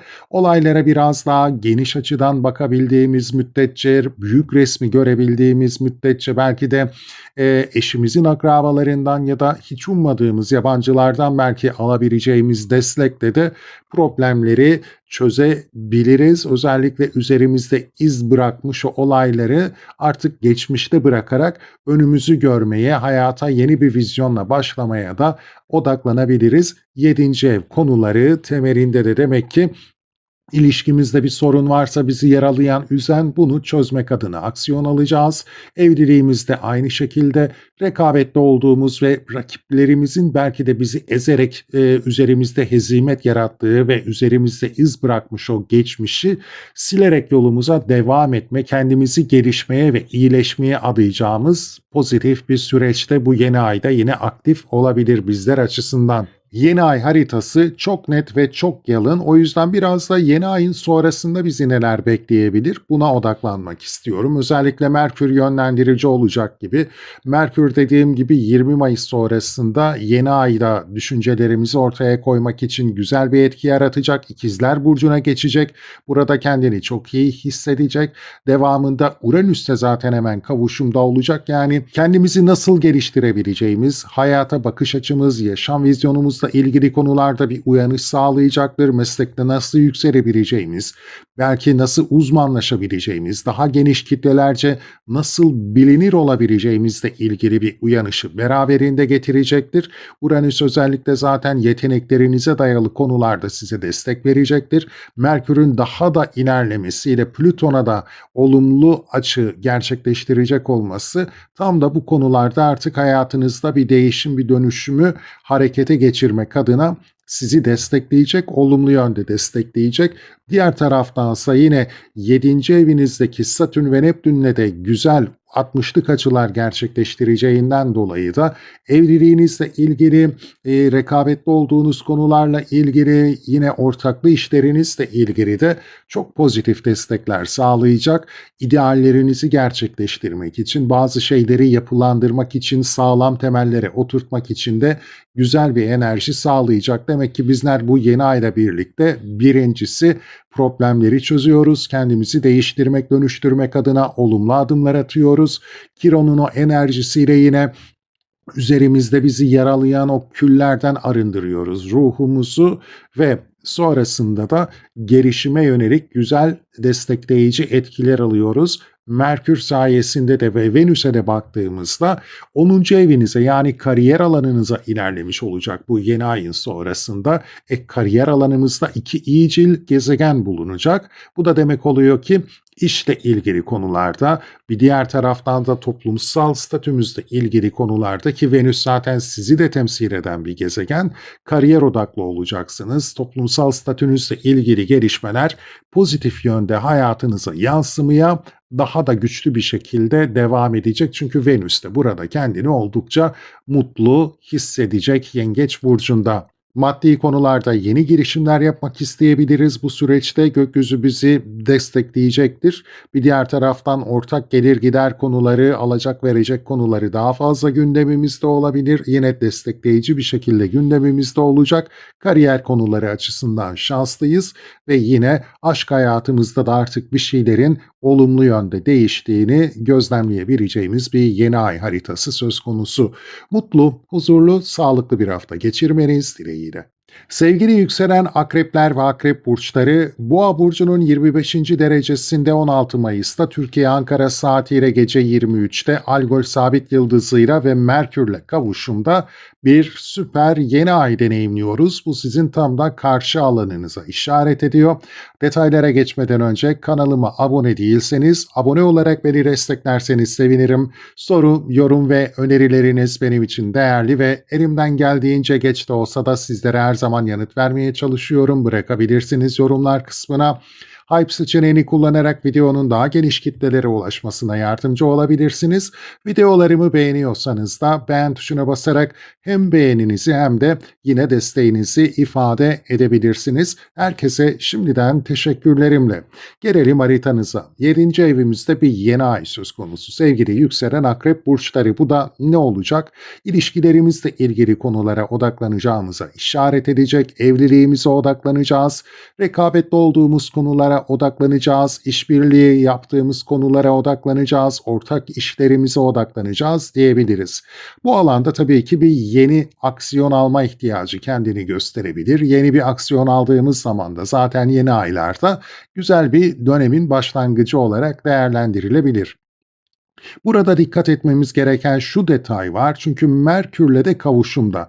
Merkür zaten peregrin. O yüzden de Güneş'in etkisi altında da kaldığından dolayı da enerjisini çok olması gerektiği gibi yansıtamayacak.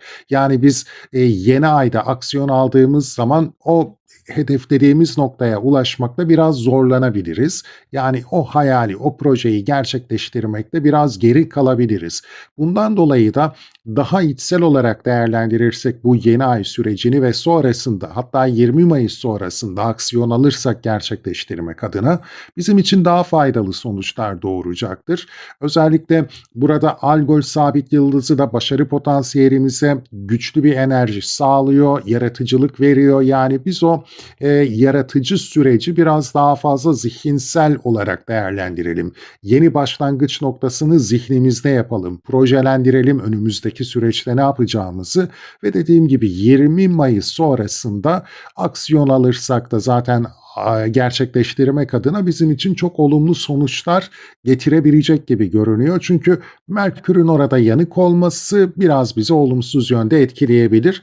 Diğer taraftan Algol'ün de gölge yanlarına yenik düşmememiz gerekiyor. Yani biz evliliğimizle ilgili, ilişkimizle ilgili, özellikle de rekabetli olduğumuz konularla bağlantılı intikam alma veya hırsla, ihtirasla, yani biraz olumsuz enerjiyle aksiyon almak istersek burada ne siz ne de başkası bir fayda görebilir. O yüzden de sadece kendinize odaklanın, kendinizi özellikle öne geçirecek bazı girişimlere odaklanın. Arkanızdaki kişileri geride bırakın ya da sizin karşınızda duran kişilere odaklanmayın. Siz nasıl onların üstesinden geleceğinize odaklanın. Tek yapmanız gereken bu olsun ve dediğim gibi zihinsel bir süreç olsun, sonrasında aksiyon alın. Hırstan, intikamdan uzak durun. Kendinize yararı olacak şekilde aksiyon alın. Yeni ay haritamız aslında oldukça sade ama dikkat çeken bir diğer kavuşumumuz da söz konusu. 6. evimizin çıkışında Mars ve Kiron kavuşumdalar, yani çalışma hayatımızla ilgili geçmiş kırgınlıklarımızı, yaralanmalarımızı, üzüntülerimizi geride bırakmak bizim için fayda sağlayacaktır. Yine sağlığımızla ilgili bazı kronik sorunlarımız olmuşsa bunları da iyileştirebilecek aksiyonlar alabileceğimiz, kritik kararlar alabileceğimiz bir süreçten bahsedebiliriz burada. Bir kavuşum enerjisi, her burçta da altını çiziyorum. O yüzden bizler onu iki yönlü kullanabiliriz. Yani olumsuz da kullanabiliriz. Bu da şu demek olacaktır: aslında o hatayı tekrar etme ya da o sağlıkla ilgili problemi tekrar ettirme potansiyelimiz de var. Ama şunu söylemekte fayda sağlayacak: Venüs'ten destek aldığımız bir etki de söz konusu 60'lık bir açıyla. O yüzden bu konularda, yani çalışma hayatımız, günlük sorumluluklarımız, çalışma arkadaşlarımızla ilişkilerimiz, sağlığımızla ilgili konulardaki problemleri aşmamız için Venüs bize 8. evden, aslında tam da olması gereken alandan destek veriyor. Demek ki bizler çözüm üretebileceğimiz, geçmişin izlerini hayatımızdan arındırabileceğimiz, o üzüntüyü, kırgınlığı aşabileceğimiz aksiyonlar da alabileceğiz gibi görünüyor. Sade bir haritamız var dedim. O yüzden de biraz da önümüzdeki döneme dikkat çekmek isterim. Merkür'ün özellikle güzel açıları söz konusu olacak. Merkür zaten dediğim gibi İkizler Burcu'na geçtikten sonra bizim için daha olumlu etkileri tetikleyecek. Burada Uranüs'le kavuşacak. Hayatımızda neyi değiştirmemiz ya da kendimizle ilgili neyi nasıl değiştirip dönüştürmemiz gerekliliğini daha net görebileceğiz. Özel hayatımızda kendimizi nasıl daha özgür, nasıl daha diyelim arınmış hissedebileceğiz problemlerden. Buna bir uyanış gerçekleştirebiliriz aslında. Diğer taraftan da yine alacak verecek, nafaka, yatırımlar, pasif gelir elde ettiğimiz alanlarla ilgili de nasıl daha olumlu, yine kendimizi daha özgür hissettirecek belki maddi anlamda aksiyonlar alabiliriz. Bunun da farkına varacağımız, bir evreka süreci yaşayacağımız, güzel bir etki yaratacak. Hemen ardındansa zaten yine Neptünle ve Satürn'le bir etkileşim içerisinde, 60'lık açı içerisinde olacağından dolayı da burada da güzel destekler verecek bize. Çalışma hayatımızdaki sorunları aşmamız açısından gerçekten pozitif destekler vereceğini de söyleyebiliriz. Diğer taraftan Venüs de 9. evinize geçiş yapacak. Venüs ve Jüpiter ikisi de aynı anda 9. evinizde olacağından dolayı sevgili yükselen akrep burçları, iki iyicilin enerjisiyle meslekte yükselme, kendinizi geliştirme, daha bilinir olma, sosyal medya girişimleri, yurt dışı bağlantılı tüm konu başlıkları etrafında oldukça pozitif gelişmeler hissedebilirsiniz. İki pozitif enerji haritanızın 9. evine yerleşmiş durumda olacaklar. O yüzden de bu alanda çok daha güzel etkiler alabileceğinizi, şanslı olabileceğinizi söyleyebiliriz sizin açınızdan. Güzel bir yeni ay haritası, dediğim gibi önce zihinsel bir süreç, sonra aksiyon ve iyileştirici etkileri de yine Mars-Kiron kavuşumu, Venüs desteğiyle hayatımıza yansıtabileceğiz. Bu süreçte bizler dediğim gibi daha rahat, daha huzurlu ve uyanış içeren bir dönüşüm içerisinde olabileceğiz. Baktığımız zaman tabii ki sizler maddi konularda da belki bir yanıt arıyor olabilirsiniz haritanızda, ama Jüpiter 9. evinizde olduğundan dolayı da burada da güzel etkiler sağlayacağından dolayı, aslında yeni aya uzaktan da olsa olumlu açı verdiğinden dolayı maddi konularda da güzel etkiler alabileceğinizi söyleyebiliriz. Yine aşk hayatınızla ilgili de güzel etkiler söz konusu olabilir. İlişki hayatımızla ilgili ilgili zaten bir başlangıç yapma, bu alanda iyileştirici bir etki yaratabilecek gibi görünüyor. Çalışma hayatımızla ilgili de yeni başlangıçlar, pozitif gelişmeler söz konusu olacak. Mutlu, huzurlu, sağlıklı bir hafta geçirmeniz dileğiyle. Sevgili yükselen yaylar ve yay burçları, 16 Mayıs'ta Boğa burcunun 25. derecesinde Türkiye Ankara saatiyle gece 23'te Algol sabit yıldızıyla ve Merkürle kavuşumda bir süper yeni ay deneyimliyoruz. Süper olması nedeniyle etkilerini daha güçlü ve olumlu hissedebileceğimiz bir yeni ay sürecindeyiz. Haritanıza etkileri nasıl olacak? Detaylara geçmeden önce kanalıma abone değilseniz, abone olarak beni desteklerseniz sevinirim. Soru, yorum ve önerilerinizi yorumlar kısmına bırakabilirsiniz. Yanıtlıyorum. Geç de olsa mutlaka biliyorsunuz. Hype seçeneğini kullanarak videonun daha geniş kitlelere ulaşmasına yardımcı olabilirsiniz. Videolarımı beğeniyorsanız da beğen tuşuna basarak hem beğeninizi hem de desteğinizi gösterebilirsiniz. Herkese şimdiden teşekkürlerimle.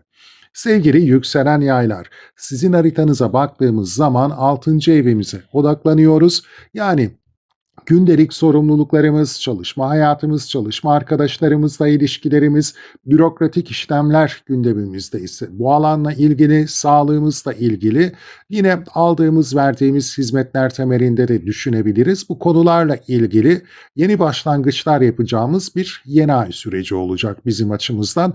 Pozitif desteklerle aslında gündemimize yansımaları olacağını net bir şekilde söyleyebiliriz. Algol sabit yıldızıyla kavuşumu bu alanda yapacağımız yeni girişimlerden başarı kazanma ihtimalimizi yükseltecek. Sadece dikkat etmemiz gereken bir Merkür detayı var. Merkür burada peregrin durumda, ayrıca tabii ki o güneşin etkisi altında olduğundan dolayı enerjisini çok pozitif bir şekilde, daha doğrusu olması gerektiği kadar yansıtamayacak diyelim.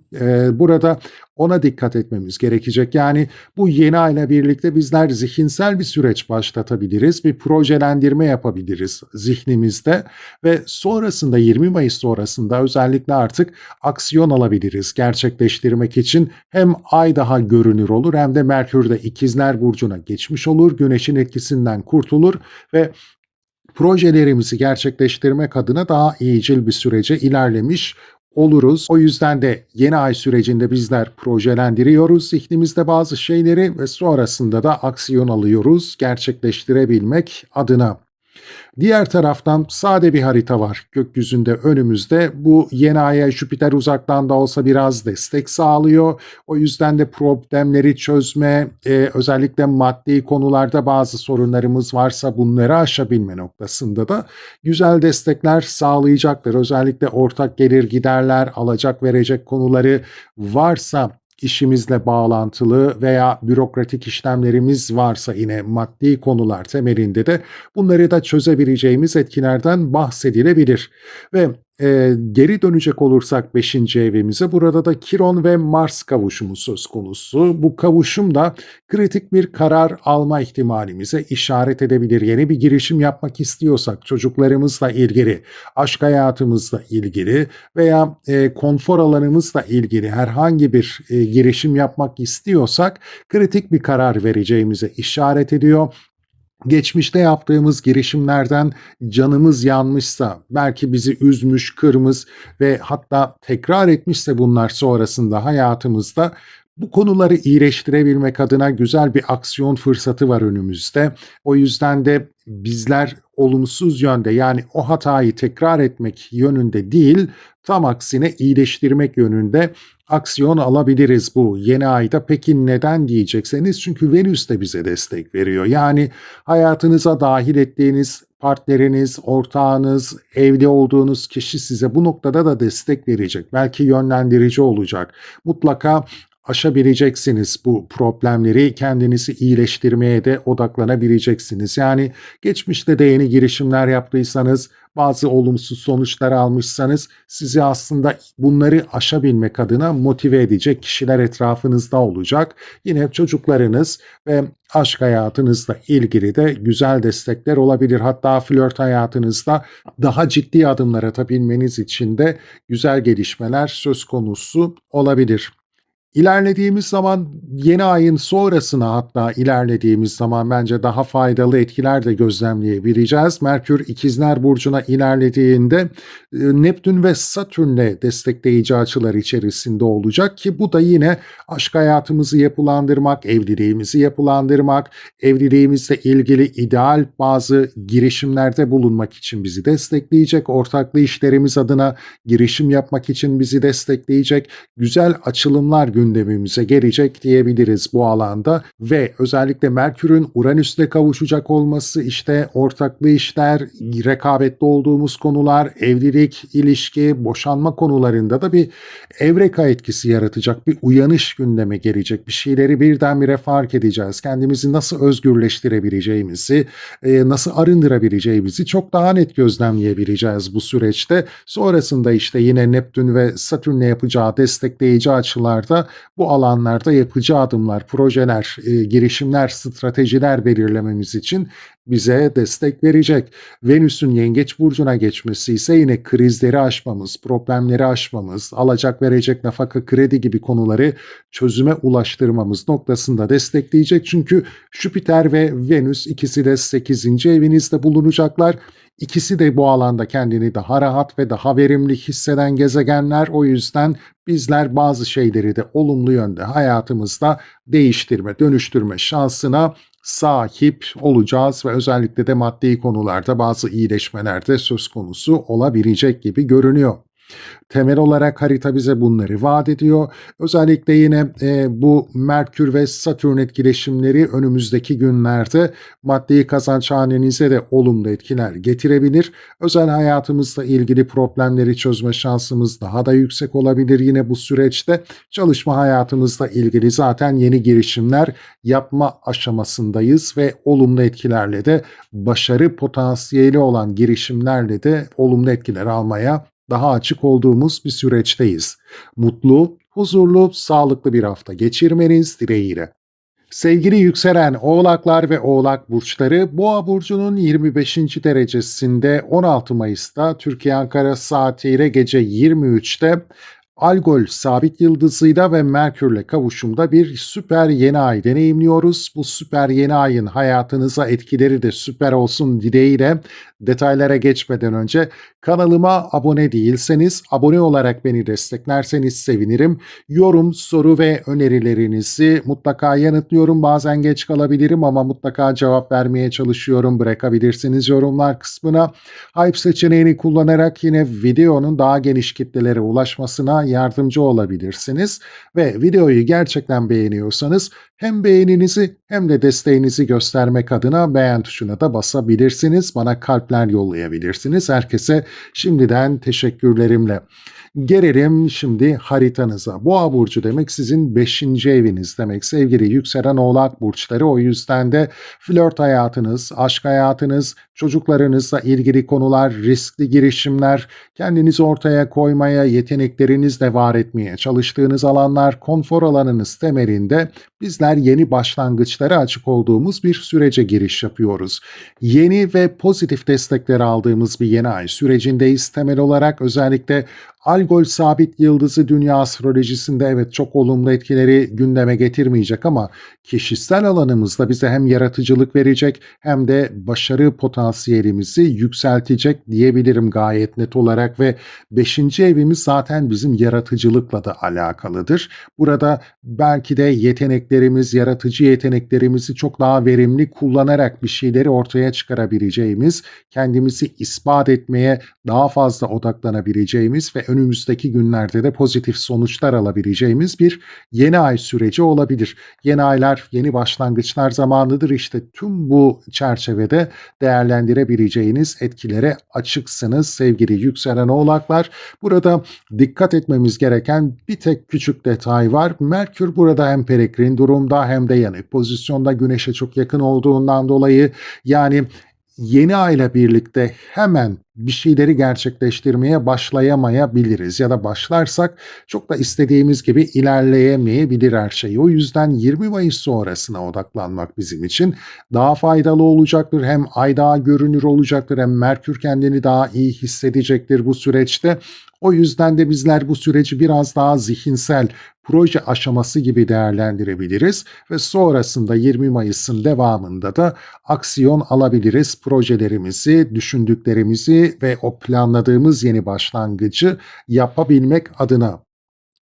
Sade bir harita söz konusu önümüzde. Burada dikkat etmemiz gereken bir diğer noktaysa Mars ve Kiron'un kavuşumu. Bu da 4. evinizde sevgili yükselen Oğlak burçları.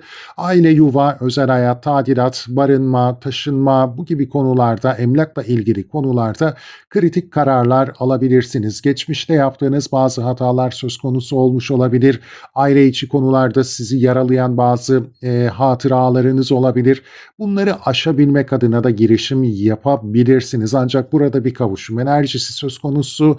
İşte aksiyon alırken dikkat etmek gerekecek. Yani o hatayı tekrar mı edeceksiniz, yoksa o hatayı iyileştirmek adına mı bir girişimde bulunacaksınız? Burada çok dikkatli olmamız gerekecek ama merak etmeyin, Venüs de bize buradan bir destek veriyor. 6. evimizden özellikle ailevi sorumluluklar çerçevesinde geçmişte bazı kırıcı durumlar yaşanmışsa, bir diğer taraftan da birlikte bazı işler yürütmüşseniz, belki de bazı mesleki sorumlulukları da paylaşmışsanız, burada iyileştirici etkiler devreye girecektir. Özellikle bürokratik işlemler noktasında da sorunlar varsa, bu bürokratik işlemler sorunları da aşabileceğiniz, rahat aksiyon alabileceğiniz güzel etkiler kendini gösterecek. Şimdi haritamız biraz sade, o yüzden de biraz daha ileriki günlere de odaklanmak istiyorum. Özellikle Merkür üzerinden başlamak gerekirse. Merkür bu yeni ay sonrasında Uranüs'te kavuşacak. Çalışma hayatımız, gündelik sorumluluklarımız, sağlığımızla ilgili konular, evcil hayvanlarımızla ilgili konular, bir işverensek çalışanlarımızla ilgili konularda bir uyanış yaşayacağız, bir evreka süreci gibi değerlendirebiliriz bunu. Kendimizi nasıl daha özgürleştirebiliriz, nasıl arındırabiliriz, değiştirebiliriz, dönüştürebiliriz, buna odaklanacağımız, burada güzel pozitif bir uyanış yaşayacağımızı söyleyebilirim net bir şekilde. Diğer taraftansa devamında hem Neptün hem de Satürn'le destekleyici açılar içerisinde olacağından dolayı ailevi sorumlulukları paylaşmak, o alanda daha yapıcı girişimlerde bulunmak, hedeflerinizi gerçekleştirmek için de güzel, pozitif bir destek sağlayacak bize. Ev, aile, yuva, aile, barınma bu gibi konuların yine bürokratik işlemlerini de daha sağlama almak, yolunda ilerlemesi için girişimlerde bulunmak adına da destekler sağlayacağını gayet net söyleyebiliriz.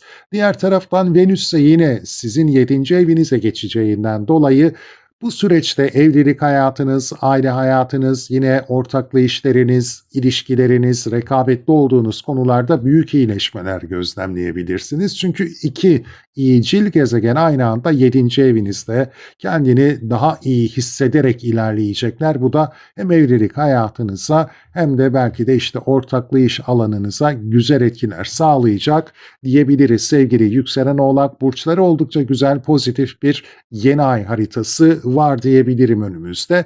Maddi kazançlar konusunda da yine Merkür ve Plüton birbirini önümüzdeki günlerde destekleyici açıyla göreceğinden dolayı bu alanda da güzel etkiler alacağız. Değişim dönüşüm etkisi söz konusu olabilir ama bizleri arınmamız gereken noktalardan gerçekten de arındıracak bazı etkileri de gündeme getirebilir ki bunlar da üzerimize vazife olmayan harcamalar veya maddi yükümlülüklerse. Şimdi çalışma hayatımızla ilgili pozitif destekler de alabiliriz. Yani iş hayatımızda da güzel gelişmeler olabilir. Venüs'ün destekleyici açıları sebebiyle ve yine Merkür, Uranüs bu alanda kavuşacaklar. Güzel destekler alacağımızı söyleyebiliriz. Evlilik alanımız zaten şenlenecek Venüs'ün de oraya geçmesiyle birlikte ve ailevi konularda da güzel gelişmelere, desteklere açığız. Mutlu, huzurlu, sağlıklı bir hafta geçirmeniz dileğiyle. Sevgili yükselen Kovalar ve Kova burçları, Boğa burcunun 25. derecesinde 16 Mayıs'ta Türkiye Ankara saatiyle gece 23'te Algol sabit yıldızıyla ve Merkürle kavuşumda bir süper yeni ay deneyimliyoruz. Etkileri daha güçlü hissedilir olacak hayatımızda. Peki hangi yaşam alanınızda bu etkileri hissedeceksiniz? Detaylara geçmeden önce kanalıma abone değilseniz abone olarak beni desteklerseniz sevinirim. Soru, yorum ve önerilerinizi yanıtlamaya çalışıyorum. Bazen geç kalabilirim ama mutlaka yanıt veriyorum. Bırakabilirsiniz yorumlar kısmına. Hype seçeneğini kullanarak yine videonun daha geniş kitlelere ulaşmasına yardımcı olabilirsiniz. Videoları beğeniyorsanız beğen tuşuna basarak hem desteğinizi hem de beğeninizi ifade edebilirsiniz bana. Teşekkürlerimle öncelikle gelelim Boğa burcunun etkilerine. Net, destekleyici ve pozitif bir harita var önümüzde. Siz bu etkiyi özellikle ev, yuva, aile, barınma, emlak gibi konularla ilgili hissedeceksiniz. Bu konularla bağlantılı olarak yeni bir girişim yapmaya açık olacağınız bir süreçtesiniz sevgili yükselen Kova burçları. Tabii ki Boğa burcu enerjisi daha ayakları yere sağlam basan bir enerji, daha sağlam adımlarla ilerlemek isteyeceğimiz bu bir süreç olacak. İşte tam da burada dikkat etmemiz gereken detay şu. Merkür kavuşumda dedik ya, Merkür aslında kavuşumda ama Merkür bir noktada da zararda. O yüzden bizler bu süreci öncelikle zihnimizde başlatalım. Yani evimizle ilgili, ailemizle ilgili, barınma konularıyla ilgili bir tadilat ya da bir ev satın alımı gibi gündemlerimiz, taşınma gibi gündemlerimiz söz konusuysa bunu birkaç gün zihnimizde netleştirmeye çalışalım. Hani zihinsel süreci başlatabiliriz ama aksiyon almamız bizim için bence 20 Mayıs sonrasında gerçekleşmeli. O zaman daha verimli sonuçlar alabiliriz. Merkür zaten İkizler Burcu'na geçmiş olacak, ay daha görünür olacak. Bizler bir şeyleri daha net görebileceğimiz bir süreçte aksiyon alırsak bu yeni ay enerjisinden daha fazla yarar getirebiliriz hayatımıza. Algol sabit yıldızı ile de kavuşumda. Algol sabit yıldızı destekleyici bir enerji sunuyor. Başarı potansiyelimizi yükseltiyor. Yaratıcılığımızı da aynı zamanda güçlendiriyor. Yani bu alanda bir aksiyon alacaksak, yeni bir başlangıç yapacaksak içerisinde biraz da yaratıcılık da yer alacak diyebiliriz. Belki de güzel bir etki yaratacak hayatımızda. Hayati konforumuzu yükseltmek adına güzel bir girişim yapabiliriz. Özel alanımızı, özel hayatımızı yapılandırmak adına güzel bir girişim yapabiliriz. O yüzden 20 Mayıs sonrasında girişimlerimizi gerçekleştirmek çok fayda getirebilir hayatımıza. Burada dikkat etmemiz gereken bir ufak detay var. O da algolün yine gölge yönü. Çünkü algolün gölge yönü de bize diyor ki İntikam duygusundan, ihtiraslarımızdan uzak duralım. Yani ailevi konularda bir aksiyon alacaksak bunu sırf onlardan intikam almak adına ya da işte bazı ailevi hırslarımız varsa bunları gerçekleştirmek adına değil, tamamen kendinize yönelik, kendinizi daha iyi hissetmek adına yapmanız sizin için daha faydalı olacaktır. O yüzden de hırstan, intikamdan uzak durarak girişim yapmak bize daha olumlu sonuçlar getirebilir. Bunu da belirtmeden geçemedim açıkçası. Net bir haritamız var. Mars ve Kiron kavuşumu söz konusu. O da 4. evimizin girişinde, yani 3. evimizdeler aslında Koç burcunda. Burada da özellikle kardeş, kuzen, yakın akraba ilişkileriyle ilgili kırgınlıklarımız varsa, ticaret hayatımızla, eğitim hayatımızla ilgili belki ulaşım ya da ticaret temelinde bazı ya da yeteneklerimizi, zanaatımızı geliştirebilmek, bu konular çerçevesinde kendimizi ortaya koyabilme noktasında da bazı geçmiş kırgınlıklarımız varsa bunları tamir etmek, iyileştirmek adına da aksiyon alabileceğimiz, hayatımıza dahil edebileceğimiz gündemler söz konusu olabilir. Bir kavuşum enerjisi iki yönde de çalışabilir. Dikkat etmemiz gerekiyor. O hatayı, o kırgınlığı tekrar etmemek, tekrardan gündeme getirmemek için dikkatli olmalıyız ama Venüs burada destek veriyor bizlere. Venüs'ün sağladığı destekte bizler iyicil bir etki de alabiliriz. Yani iyicil yönde o enerjiyi kullanabiliriz. Kendimizi, o kırgınlıklarımızı iyileştirebiliriz sevgili yükselen Kova burçları. Yeni ay haritamız sade ve temiz. O yüzden önümüzdeki günlere de biraz da bakmakta fayda var. Merkür İkizler Burcu'na geçecek dedik. Orada Uranüs'te kavuşacak ve aslında sizin aşk hayatınızla ilgili de bir uyanışı beraberinde getirecek diyebiliriz. Çocuklarınızla ilgili konularda da bir şeyleri birdenbire fark edeceğiniz, belki hayatınızda artık bu alanlardan neleri geride bırakıp nelerden kendinizi arındırmanız gerektiğini daha net görebileceğiniz bir gündem söz konusu olabilir. Yeteneklerinizi nasıl geliştirebileceğiniz ve yetenekleriniz çerçevesinde kendinizi nasıl ortaya koyabileceğinizi de daha net görebileceğiniz, birdenbire bir kıvılcımla kendinizi nasıl daha net ifade edebileceğinizi de fark edebilirsiniz. Diğer taraftan tabii ki hayatınıza yönelik, yaşamsal konforunuza yönelik de yeni girişimler adına da güzel bir etki sağlayacağını söyleyebiliriz. Uranüs zaten sizin yönetici gezegeniniz. Büyük bir farkındalık yaşama aşamasında da olabilirsiniz sevgili yükselen Kova burçları bu noktada.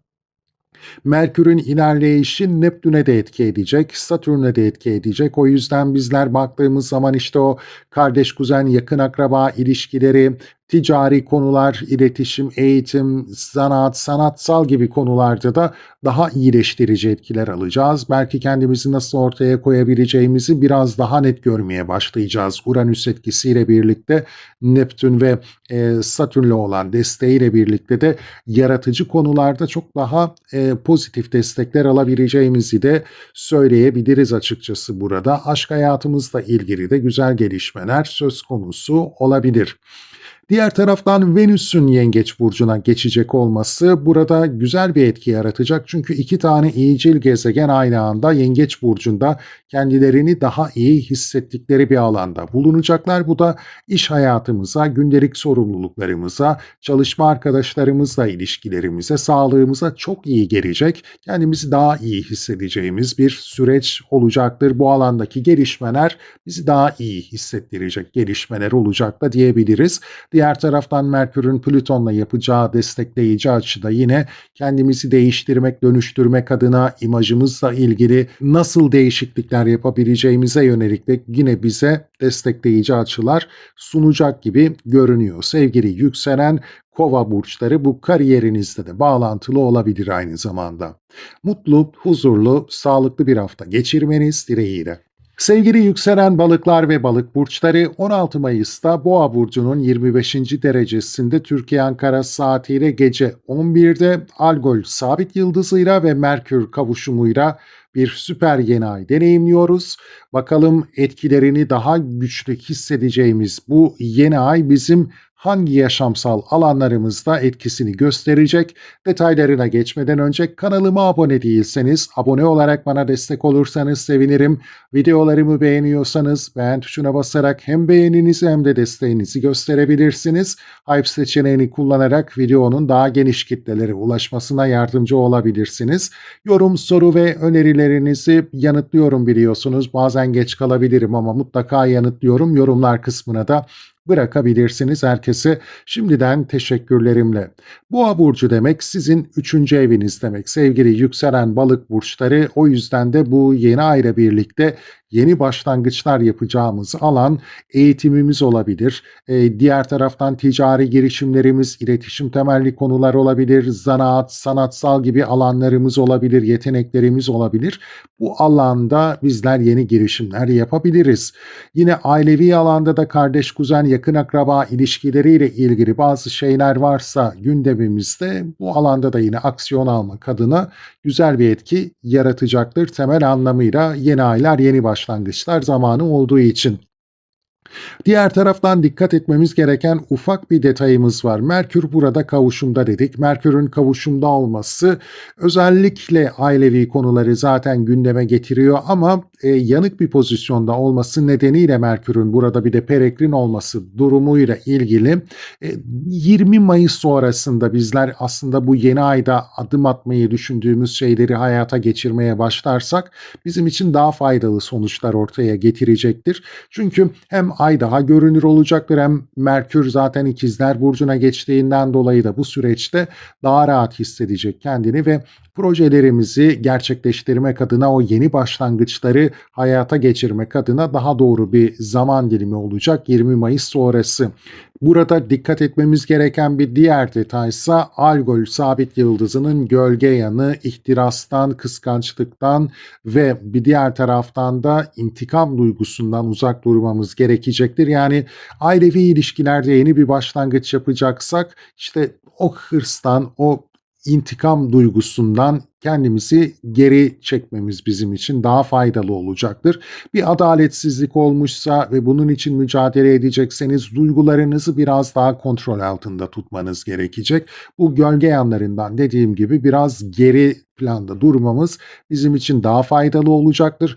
Özellikle ve özellikle yaratıcı projeler içerisinde olacağınız bir süreçse, bu alanda yeni girişimler yapacaksanız da mutlaka gökyüzü ve Algol sabit yıldızı sizi destekleyecek. Merkür de dediğim gibi ileriki bir süreçte kendini daha iyi hissedeceğinden dolayı 20 Mayıs sonrasında bu konularda aksiyon alabiliriz. Zihinsel olarak bir başlangıç yapabiliriz, projelendirebiliriz bazı şeyleri ama gerçekleştirmek için aksiyon alacağımız tarih kesinlikle 20 Mayıs sonrası olsun.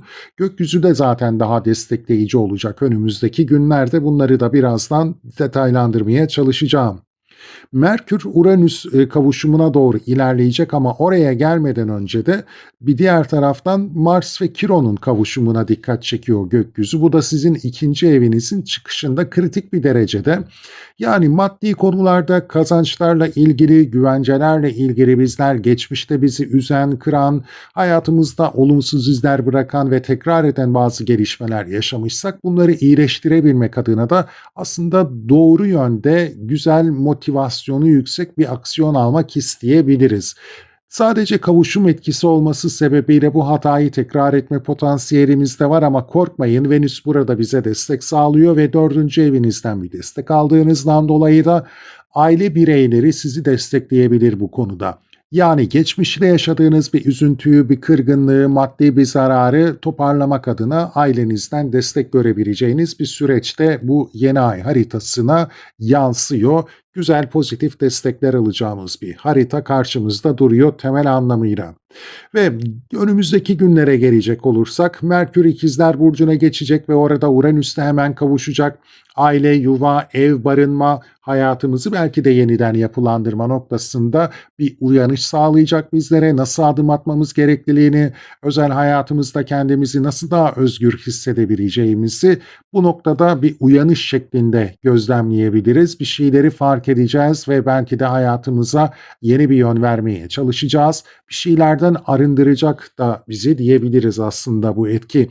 Ve devamında hem Plüton'la üçgen açıya doğru yaklaşması hem de Neptün ve Satürn'le destekleyici açılar içerisinde olması önemli. Merkür'ün maddi konularda yine ailevi destek potansiyeline dikkat çekiyor. Hayatımızı yapılandırmak, hayatımızı daha güvence altına almak, hedeflediğimiz, idealize ettiğimiz şekilde özel hayatımızı şekillendirmek adına da yine bize güzel destekler sunacağını söyleyebiliriz. Maddi kazançlar noktasında bir kez daha diyorum, ailevi konulardan, ev, emlak gibi alanlardan da güzel etkiler alabiliriz. Plüton'u destekleyecek olması da iç dünyamızda bir değişim, dönüşüme işaret edecek ve ailevi konularda da gölgede kalmış konuları iyileştirme adına bize yine pozitif bir destek sağlayacak da diyebiliriz. Sevgili yükselen balık burçları, sizin açınızdan maddi konular gündemde, aksiyon alacağız ve destekleyici etkiler alacağız. Çalışma hayatımızla ilgili de yine yeni süreçler söz konusu olabilir. Bir diğer taraftan Venüs de 5. evinize geçeceğinden dolayı aşk hayatınızda ciddi bir canlanma gözlemlenebilir. Flört hayatınızda hem Venüs hem de Jüpiter 5. evinizde yeni girişimler yaptığınız süreçte yine çok pozitif destekler alabilirsiniz.